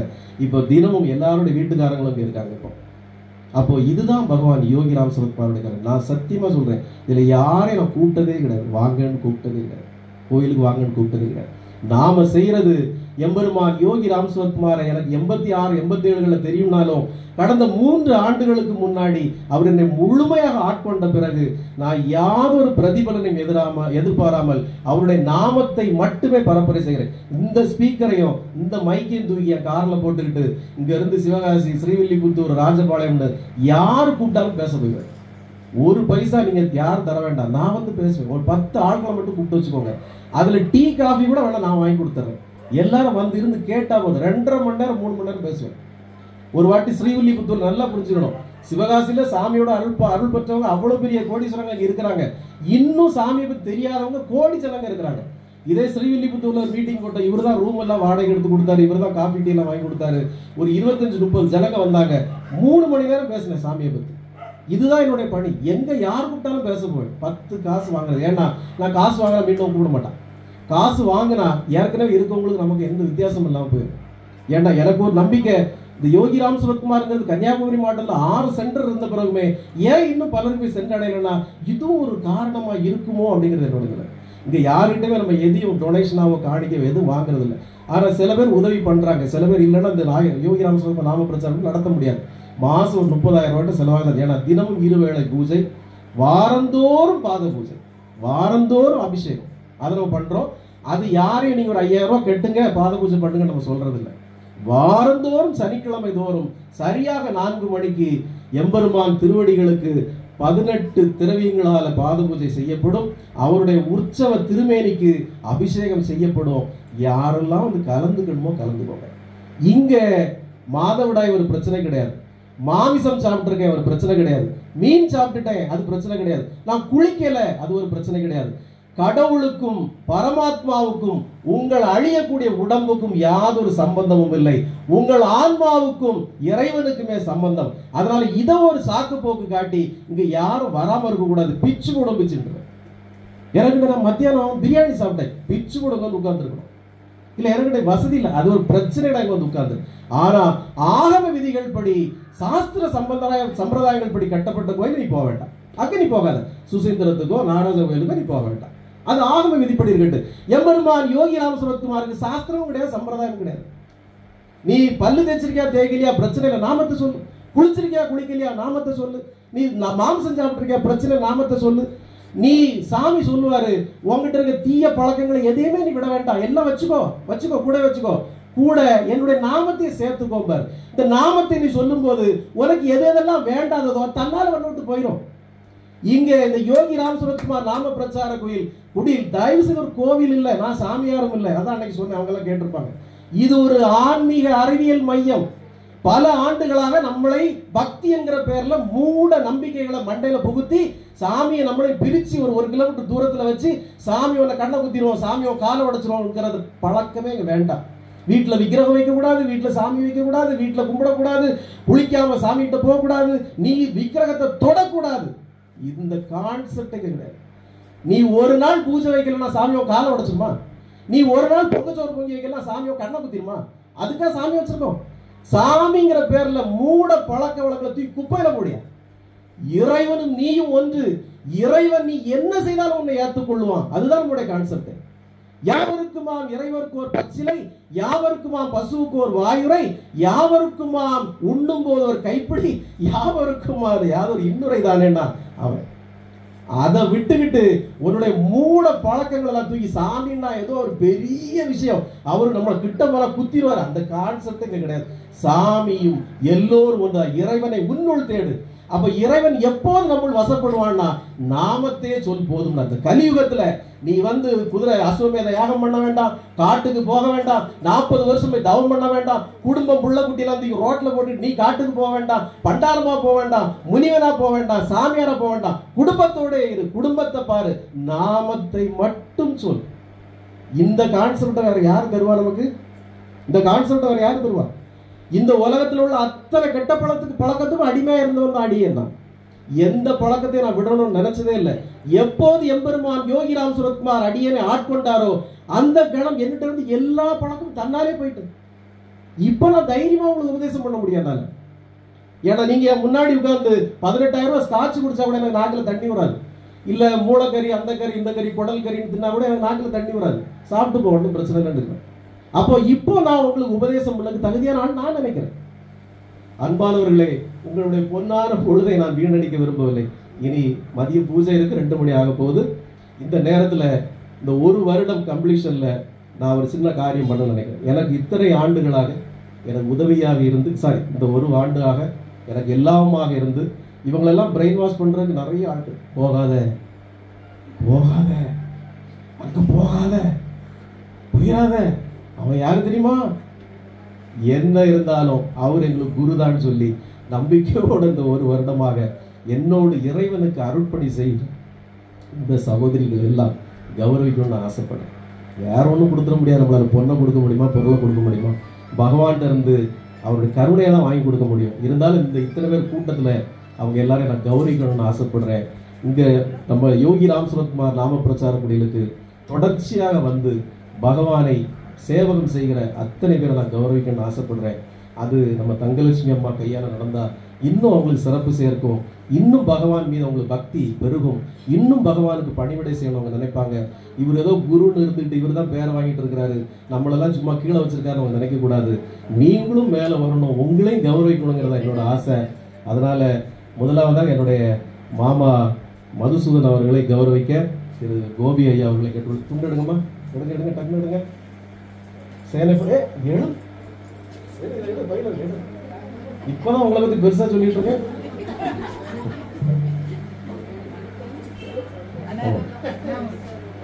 மாமா எனக்கு ரொம்ப ஒரு உறுதுணையா எல்லா சனிக்கிழமையும் வந்துருவாரு. கரெக்டா 4 மணிக்கு வருவாரு. வந்து எல்லா அபிஷேகங்களையும் கலந்து கொண்டு அவரு செய்யறாரு.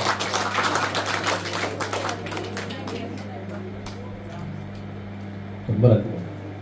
இந்த யோகி ராம் சுரத்குமார் வழிபாட்டுல என்ன ஒரு நன்மைன்னா, நீங்க மற்ற கோயில்கள்ல போனீங்கன்னா பால் கொண்டு போனாலும் பன்னீர் கொண்டு போனாலும் எது கொண்டு போனாலும் ஐயர் பண்ணுவார், நீங்க வெளியே இருந்து வாய் தான் பார்த்துட்டு நிக்கணும். ஆனா இந்த யோகி ராம் சுரத்குமார் நாம பிரச்சார கூட இல்ல, உங்க கையாலேயே உங்கள் திருக்கரங்களாலேயே இறைவனுடைய திருமேனியை தொட்டு அவர் திருவடிகளை தொட்டு கீப் சைலண்ட், அவர் திருவடிகளை தொட்டு உங்களால் சேவகம் செய்ய முடியும். அப்போது இங்க 18 திரவியங்கள் பண்றாங்க. ஒவ்வொரு இதுலயும் ஒவ்வொரு கர்மாக்கள், உங்கள் கஷ்டங்கள் களையப்படுது. நீங்க பன்னீர் அபிஷேகமா, பால் அபிஷேகமா, விபூதி அபிஷேகமா உங்க கையாலே பகவானுக்கு செய்யற ஒரு பாக்கியம் இந்த யோகி ராம் சுரத்குமார் நாம பிரச்சாரத்தில் உங்களுக்கு வழங்குகிறது. அன்பானவர்களே, நீங்க எதையும் கொண்டு வரணும்னு வேண்டாம், எல்லாம் எங்ககிட்ட இருக்கு. விபூதி இருக்கு, பன்னீர் இருக்கு, பால் இருக்கு, பழம் இருக்கு, எல்லாமே இருக்கு. நீங்க வந்தா மட்டும் போதும். வந்து இறைவனுக்கு அந்த சேவையை செய்து புண்ணியத்தை மட்டும் வாங்கிட்டு போங்க, பாக்கியெல்லாம் நாங்க வச்சுக்கிறோம். அவ்வளவுதான். வாங்க ஸ்ரீ லக்ஷ்மி வாங்க. யோகி ராம் சுரத்குமாருக்கு மிகப்பெரிய பணிவிடை செய்யக்கூடிய ஒரு புண்ணிய ஆத்மா லக்ஷ்மி. அடுத்தது பானு வாங்க. பானுவும் ஒரு மருத்துவருடைய மனைவி, அவங்களும் பகவான் யோகி ராம் சுரத்குமாருக்கு மிகப்பெரிய பணிவிடை செய்கிற ஒரு புண்ணிய ஆத்மா. அடுத்தது நீவா ஸ்ரீபிரியா நடராஜன். இது எம்பெருமான் யோகி ராம் சுரத்குமார் ஒரு நந்தி மாதிரி, நந்தி வாகனம் மாதிரி. அது பகவானுக்கு அப்படி பெரிய பணிவிடைகள் செய்து. வாங்க மாமி. கிருஷ்ணவேணி அவங்க வந்து பகவானுடைய எப்படி சொல்றது, பகவானுடைய ஒரு அடிமையாக தன்னை ஏற்படுத்தி கொண்டு பகவானுக்கே பணிவிடைகள் செய்துட்டு இருக்கிறாங்க.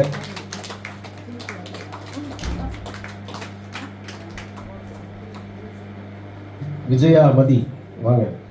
சமீபத்தில் நம்ம குரூப்ல இணைஞ்சிருந்த புது பக்தை. சீக்கிரம் சீக்கிரம் வாங்க. அடுத்ததா பிரேமா பிரேமா பிரேமா குமாரவேல்.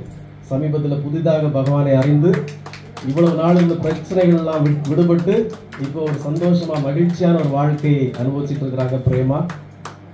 சந்தோஷம் ஒரு டவுன் கொடுங்கம்மா. அடுத்ததாக திருநாம கலையரசி எம்பெருமான் யோகி ராம் சுரத்குமாருக்கு மிகப்பெரிய பணிவிடைகளை செய்கிற ஒரு புண்ணிய ஆத்மா.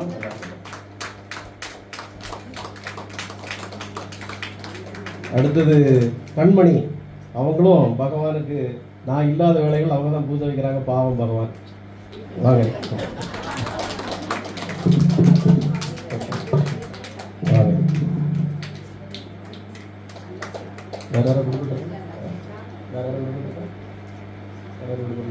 சுசிலா இருக்காங்களா?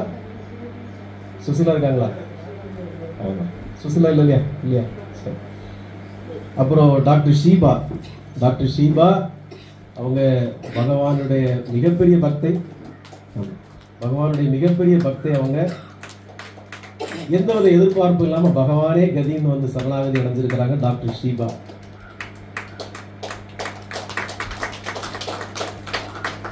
இந்த நேரத்தில் முக்கியமான 2 கதாபாத்திரத்தை நான் உங்களுக்கு நன்றி தெரிவிக்கணும்.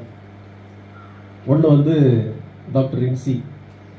அவங்களுடைய இவ்வளோ பெரிய ஒத்துழைப்பு இல்லைன்னா நான் ஹாஸ்பிட்டலையும் பார்க்கறதில்ல, ஒன்றையும் பார்க்கறதில்ல, இப்படி வெட்டியாக நான் சுற்றிட்டு இருக்கிறேன். அதனால எனக்கு எல்லா பண உதவியும் தந்து, சரி போய் தோலை எப்படியாவது போ, எதையாவது செய்து தோலை, உருப்படியாக எதையாவது பாரு அப்படின்னு சொல்லி அப்பப்போ அவங்க கடன் மாதம் நிறைய கோடிக்கணக்கில் ஹாஸ்பிட்டல் கடன் இருக்குது, அந்த லோனுகளெல்லாம் கெட்டி போக மிச்சம் இருந்தால் கொண்டு போய் தோலை அப்படின்னு சொல்லி தந்து நம்மளை வழியை வச்சு சாமிக்கு உண்டான பணிவிடைகளில் பலதும் அவங்க தான் செய்து உதவி இருக்கிறாங்க. எம்பெருமான் யோகி ராம் சுரத்குமார் அவங்களுக்கு நல்ல ஒரு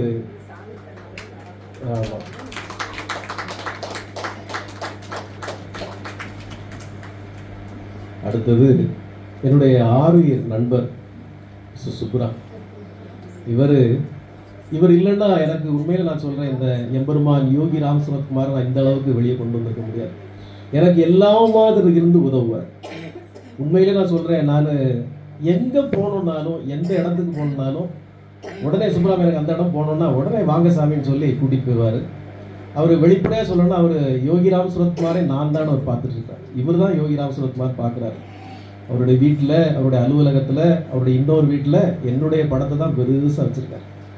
அப்படி நான் என்ன சொன்னாலும் அது வேத வாக்காக எடுத்துக்கிட்டு எனக்கு அத்தனை உதவிகளை இந்த யோகி ராம் சரத்குமார் நாம பிரச்சாரப்படி இந்த அளவுக்கு நடத்த அவர் தான் உதவி பண்ணார். ஆனால் பல நேரம் ஃபோன் அடிச்சா நான் எடுக்கிறது இல்லை, அது வேற இருக்கு. அவர் அடின்னு அடிப்பார், நான் ஃபோனை எடுக்கிறதே இல்லை. ஆனாலும் அந்த மனுஷன் வேற யாரும் ஃபோன் எடுக்கலன்னு டென்ஷன் ஆயிடுவார். ஆனால் என்கிட்ட அவர் என்ன சொல்ல முடியும், இந்த மனுஷனோட எனக்கு முடியலன்னு நினச்சிக்குவார். ஆனால் அவர் மிகப்பெரிய புண்ணியாத்மா, நல்ல ஒரு மனிதர், யாருக்கும் தீங்கு நினைக்காதவர். எம்பெருமான் யோகி ராம் சரத்குமாரை பரிபூரணமாக தன்னுடைய தெய்வமாக மனதில் ஏற்று வாழ்க்கையில உச்சத்தில் இருக்கிறார். அவரும் மட்டும் இல்லை, அவருடைய துணைவியார், அவருடைய மகள் டாக்டர், அவருடைய மருமகன் டாக்டர், அவருடைய மகள் மருமகன் பேரன் எல்லாரும் பகவான் யோகி ராம் சரத்குமாருடைய பரம பக்தர்கள். அதுல நான் நிறைய விஷயங்கள் சொல்லக்கூடாது. எம்பெருமான் யோகி ராம் சரத்குமார் அவருக்கு வீட்டில் பெரிய திருவிளையாடல்களே பண்ணி திருநடனம் பண்ணிட்டு இருக்கிறார். அவ்வளவு அற்புதங்கள் அவர் காமிக்கிறார். அதுக்கு அவரும் விசுவாசமா இருக்கிறார். அவர் ஏக பரம்பொருளை மனதார ஏற்றுக்கொண்டு, இப்போ அதை சொன்னால் 2 நாளைக்கு நீங்க வராதீங்க, வர வேண்டாங்க, நான் வருவேன் அப்படின்னு வந்திருக்காரு. இந்த நல்ல நாள்ல இந்த ஒரு வருஷம் இதுல இப்போ நான் நினைச்சு பார்க்குறேன், அந்த இது தொடங்குறதுக்காக நாங்கள் எங்கெல்லாம் அலைஞ்சோங்கிறது நான் இப்போ யோசித்து பார்க்குறேன். சுப்ராம் தான் என்னை கூடவே கூட்டிகிட்டு போய் கும்பகோணம் அங்கெல்லாம் விக்கிரகம் செய்யறது. நம்ம வீட்டுக்குள்ள பெரிய விக்கிரகம் இருக்குது, சாமியோட 50 கிலோ விக்கிரகம் இருக்குது. அதில் செய்கிறதுக்கெல்லாம் என்னை கூட கூட்டிகிட்டு போய் எல்லா கூட என் கூடவே இருப்பார், என் கூடவே இருந்து எல்லாம் வழி நடத்தியிருக்காரு. நான் என்ன சொன்னாலும் செய்வார். அப்படிப்பட்ட ஒரு நல்ல ஒரு புண்ணிய ஆத்மா பகவான் யோகி ராம் சரத்குமார். இந்த நல்ல நாளில் பரிபூரணமாக சுப்புராமுக்கும், அவருடைய துணைவியாருக்கும், அவருடைய மகளுக்கும், அவருடைய மருமகனுக்கும், பேர குழந்தைக்கும் நல்ல வளமான நலமான அருளோடு கூடிய வாழ்க்கையை அளித்து, இந்த மாதிரி புண்ணிய ஆத்மாக்களை பகவான் ஒரு சோதனை கூட கொடுக்காமல் நல்லவண்ணம் காத்துள்ள வேண்டும். இது என்னுடைய வாக்கு. சுப்ராம் நிறைய பலிச்சிருக்கு, இன்னும் நல்லா பலிக்கும். வாங்க சுப்ராம், வாங்க.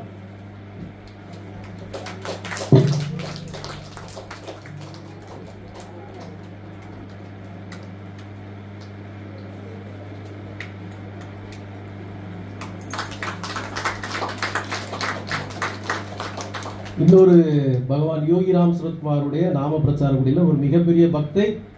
அவங்க தற்போது ஒரு மிகப்பெரிய பகவானுடைய கருணையால் ஒரு மிகப்பெரிய ப்ராஜெக்ட்ல வீட்டில் வெளியே வர முடியாத சூழ்நிலை இருக்கிறாங்க. அவங்களுடைய கணவர் வந்திருக்கார். அவர் அந்த பக்தையின் சார்பாக, அவர் இப்போ புதுசாக தான் வர ஆரம்பிச்சிருக்காரு நம்ம நாம பிரச்சார குடிலுக்கு. அந்த பக்தையின் சார்பாக அவருடைய கணவரை நாம வெல்கம் பண்ணுவோம். வாங்க தம்பி வசீகரன், பிரபாகரன் வாங்க. எம்பெருமான் யோகி ராம் சரத்குமார் இந்த பிரபாகரனுக்கும் அவருடைய துணைவியார் விமலாவுக்கும் அவங்களுக்கு என்ன தேவையோ, அவங்களுடைய வாழ்க்கையின் லட்சியம் என்னவோ, வாழ்க்கையின் கனவு என்னவோ அதை எம்பெருமான் அருள்வார். அவங்க வாழ்க்கையில பூரண நிறைவு பெற்று சந்தோஷமாக வாழ்வார். அதுல எந்த ஒரு குறையும் கிடையாது. என்னுடைய வாக்கு பலிக்கும். தம்பிக்கு சீக்கிரம் நல்லது நடக்கும். அதே போல இங்க ஒரு நமக்கு பிரதான சிஷ்யர் இருக்காங்க, ஸ்ரீபிரியா நடராஜன். ஸ்ரீபிரியா எனக்கு உண்மையிலே என்ன ஒரு ஏக குருவாக ஏற்றுக்கிட்டு, நான் எப்போ கூப்பிட்டாலும், ரொம்ப தூரத்தில் தான் இருக்கு, எப்போ கூப்பிட்டாலும் நின்று அந்த பணிவிடைகளை செய்யறதுல ஒரு மிகப்பெரிய புண்ணியாத்மா. அவள் இழுக்கிற இழுப்புக்கெல்லாம் இழுக்கக்கூடிய ஒரு புண்ணியாத்மா அவருடைய கணவர் பாவம் அவங்க நடராஜன். அவரை நான் இந்த நேரத்தில் நான் வாழ்த்துறேன். நடராஜன் பகவானுடைய மிகப்பெரிய பக்தர். இவரும் நம்ம ஆசிரமத்துக்கு ரொம்ப உதவிகள்லாம் பண்ணிட்டு இருக்கிறாரு.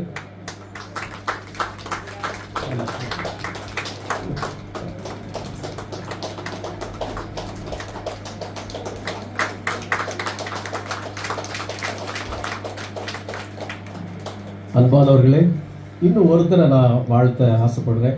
இவங்க பெரியவங்க முன்னாடி இருக்காமா? இப்போ சமீபத்தில் இந்த யோகி ராம் சரத்குமார் நாம பிரச்சார குடியில், அதாவது பகவான் எப்படி அருள் புரிவார்னா, ஃபில் இன் த பிளாங்க்ஸ்.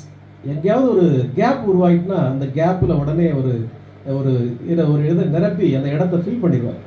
என்கிட்ட 10 ஆண்டுகளாக வேலை செய்துக்கிட்டு இருந்த ஒரு வேலையாள், நம்மகிட்ட வேலை செய்து எல்லாமா இருந்து வேலை செய்த ஒரு வேலையாள் சமீபத்தில் வேலையை விட்டு போயிட்டார். அவருக்கு என்னாச்சுன்னு தெரியல, நம்ம நல்லா தான் வச்சுருந்தோம், நல்ல சம்பளம்லாம் கொடுத்து போயிட்டார். அப்போது நான் நினைப்பேன், ஐயோ இப்போ இவர் போயிட்டாரு, இந்த வேலையெல்லாம் யார் செய்வா? அவர் இருந்தால் இந்த வேலைகள்லாம் சிறப்பாக செய்வார், தோரணம் கட்ட அது கட்டெல்லாம் செய்வார், நான் என்ன செய்வேன்னு நினைக்கிறப்போ பகவானாவே அதுக்கு ஒரு ஆளை கொண்டு விடுவார். அது ஒரு புண்ணிய ஆத்மா. அவர் தொல்லவளையிலிருந்து அவர் நேற்று பார்த்தீங்கன்னா இவர் நம்முடைய யோகி ராம் சரத்குமார் நாம பிரச்சார குடிலுக்கு இவருடைய மகன், இவருடைய மகள் 3 பேரும் இங்கே அயராத பணிவிடைகள் செய்கிறாங்க. நேற்று இவங்க 3 பேரும் இல்லைன்னா இந்த பணிகள்லாம் நிறைவு பெற்றிருக்காது. நேற்று இங்கே எங்களுடைய நாம பிரச்சார குடியிலுடைய பக்தைகளும் இவங்களும் நேற்று ராத்திரி 12 மணி வரைக்கும் இந்த பணிகளை செய்திருக்காங்க. இது சாதாரண விஷயம் இல்லைன்னு நான் நினைக்கிறேன். ஏன்னா நல்லா புரிஞ்சு ஆம்பளைங்களாம் நினச்சி பாருங்க, பொம்பளைகளை இந்த வீட்டில் அப்படி விடுவாங்களா? காலையிலே வந்து ராத்திரி 12 மணி வரைக்கும் ஒரு வீட்டில் இந்த மாதிரி வேலை செய்திருவான்னு சொல்லி எந்த வீட்லேயாவது ஆண்கள் விடுவாங்களா? ஆனால் இந்த வீட்டில் உள்ள ஆண்களை தான் நான் முதல்ல வணங்கணும். ஏன்னா எல்லோரும் போங்க பரவாயில்ல வேலையை செய்யுங்க, நாங்கள் ஏதோ வெளியே சாப்பிட்டுக்கிறோன்னு சொல்லி அந்த ஆண்கள் இந்த வீட்டில் உள்ள கணவர்கள் எல்லாம் நீடூழி வாழணும், எல்லா வளமும் நலம் பெறணும். ஏன்னா அவங்களுடைய ஒத்துழைப்பு இல்லைன்னா இவங்க வந்து பணி செய்ய முடியாது. இன்றைக்கும் காலையிலே வந்து உட்கார்ந்துருக்காங்க, இந்த கணபதி ஹோமத்துலேருந்தே உட்கார்ந்துருக்காங்க, இனி சாயங்காலம் தான் போவாங்க. எவ்வளோ பெரிய தியாகத்தை அவங்க வீட்டில் இருக்கவங்க பண்ணுறாங்க பாருங்க. இது எல்லாம் பகவானுடைய கருணைன்னு தான் நான் நினைப்பேன். அவர் இன்றி இதெல்லாம் நடக்காது. இந்த புண்ணிய ஆத்மா இவரும் இவருடைய குழந்தைகளும் இவருடைய துணைவியாரும் வாழ்க்கையில் எல்லா வளமும் நலவும் பெற்று மகிழ்ச்சியோடு சந்தோஷத்தோடு யாதொரு குறையும் இல்லாமல் நீங்கள் வாழணும். எம்பெருமான் யோகி ராம் சரத்குமார் உங்கள் குறைகளெல்லாம் நீக்கி அருள்வார். இப்போது என்னுடைய மனசு ரொம்ப சந்தோஷமா இருக்கு, ரொம்ப மகிழ்ச்சியா இருக்கு. ஏன்னா இறைவனுக்கு தொண்டு செய்யறவங்களுக்கு நாம தொண்டு செய்யணும். எம்பெருமான் ஈஸ்வரன்கிட்ட ஒரு வாட்டி ஒரு கேள்வி கேட்டாங்களாம், ஐயா உலகத்துல பெரிய கடவுள் நீங்க தான், அவர் தானே பெரிய கடவுள், அப்படிதான் வச்சிருக்கோம். ஈஸ்வரன் எம்பெருமான் சிவபெருமான் தான் பெரிய கடவுள் வச்சிருக்கோம். சிவபெருமான் போய் கேட்டாங்களாம், ஐயா நீங்க தான் கடவுள், நீங்க தான் பெரிய கடவுள், நாங்க எல்லாம் இந்த உலகமே எல்லா ஜீவராசிகளும் 5 பூதங்களும் பிரபஞ்சம் உங்களை தான் வணங்குது, நீங்க யாராவது வணங்குவீங்களா?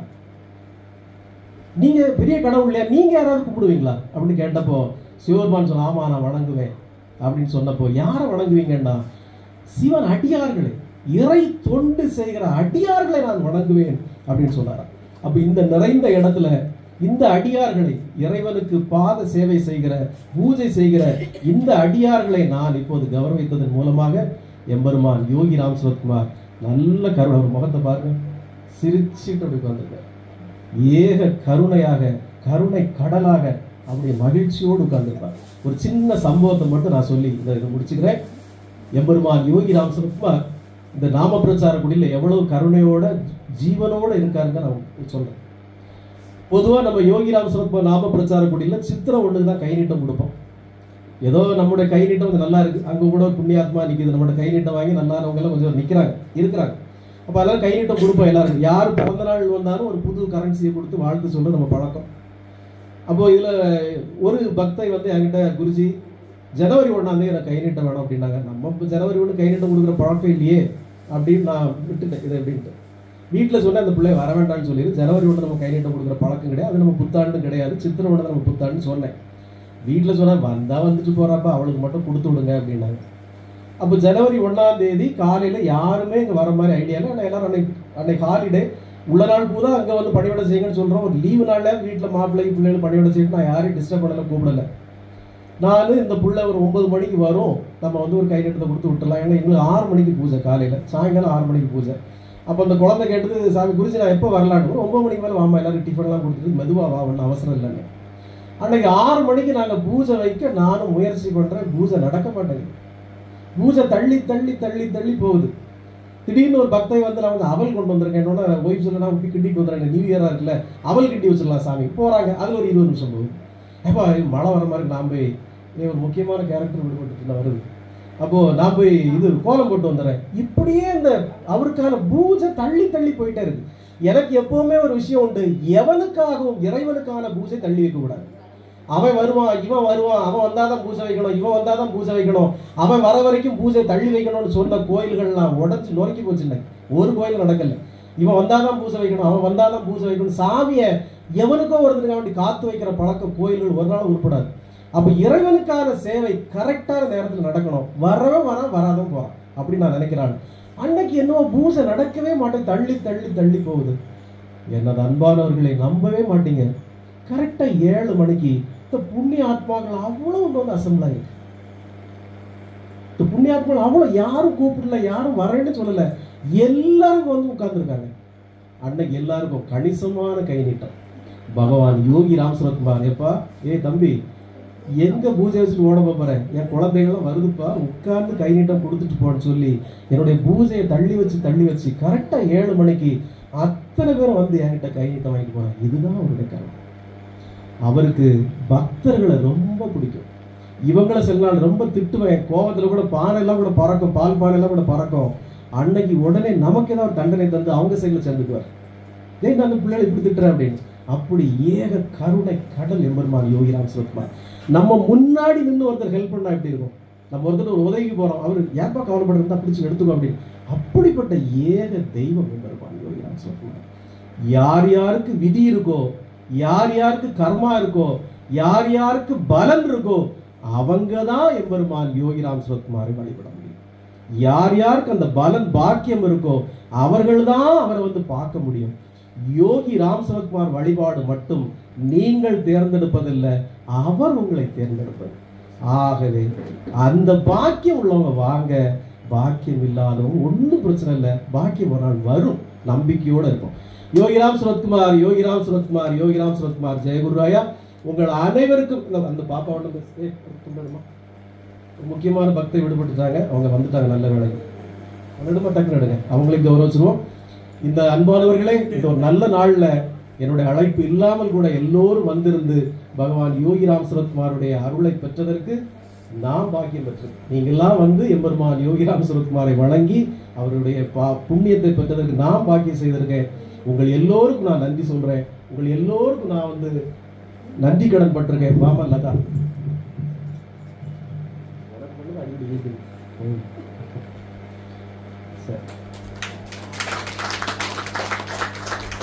எல்லாம் உள்ள எம்பெருமான் யோகி ராம் சரத்குமாருடைய பரம கருணையினால் இங்க வந்திருக்கக்கூடிய எல்லா ஜனங்களும், இவர்களுடைய உறவினர்களும், உங்கள் குழந்தைகளும், உங்கள் பேர பிள்ளைகளும், உங்கள் சுற்றத்தாரும் உற்றத்தாரும் எல்லா வளமும் எல்லா நலமும் பெற்று இந்த உலகம் உள்ளவரை உங்களுடைய ஆன்மா எல்லாம் வளமோடு நலமோடு ஆசீர்வதிக்கப்பட்டதாக வாழ வேண்டும். எம்பெருமான் யோகி ராம் சரத்குமார் எப்போதுமே ஒரு வார்த்தை சொல்லி வாழ்த்துவார், பல்லாண்டு பல்லாண்டு 100 கோடியாண்டு வாழ்கம்பாரு. அப்ப நான் எல்லாம் சொல்லுவேன், பல்லாண்டு பல்லாண்டு 100 கோடியாண்டு யாரும் வாழ முடியுமா? முடியாது. ஆனா அவர் வாழ்த்துறது என்ன அர்த்தம்னா, இந்த உடம்பை அல்ல, உங்கள் ஆன்மாவை வாழ்த்துறார். எம்பெருமான் யோகி ராம் சரத்குமாருடைய திருவடிகள்ல இருந்து பல்லாண்டு பல்லாண்டு வாழ்கன்னு அவர் வாழ்த்திட்டார்னா உங்களுடைய ஆன்மா இந்த பிரபஞ்சம் உள்ளவரை யாதொரு கவலையும் இல்லாமல் வாழும். நீங்கள் எப்பிறப்பு எடுத்தாலும் அப்பிறப்பில் நீங்கள் துன்பமின்றி வாழ்வீர்கள்ங்கிறதா அதோட புரியுதா? யோகி ராம் சரத்குமார், யோகி ராம் சரத்குமார், யோகி ராம் சரத்குமார். ஜெயகுருராய். நன்றி, வணக்கம். பூஜைக்கு போகலாம், பூஜையை முடிச்சு லஞ்ச். Thank you very much.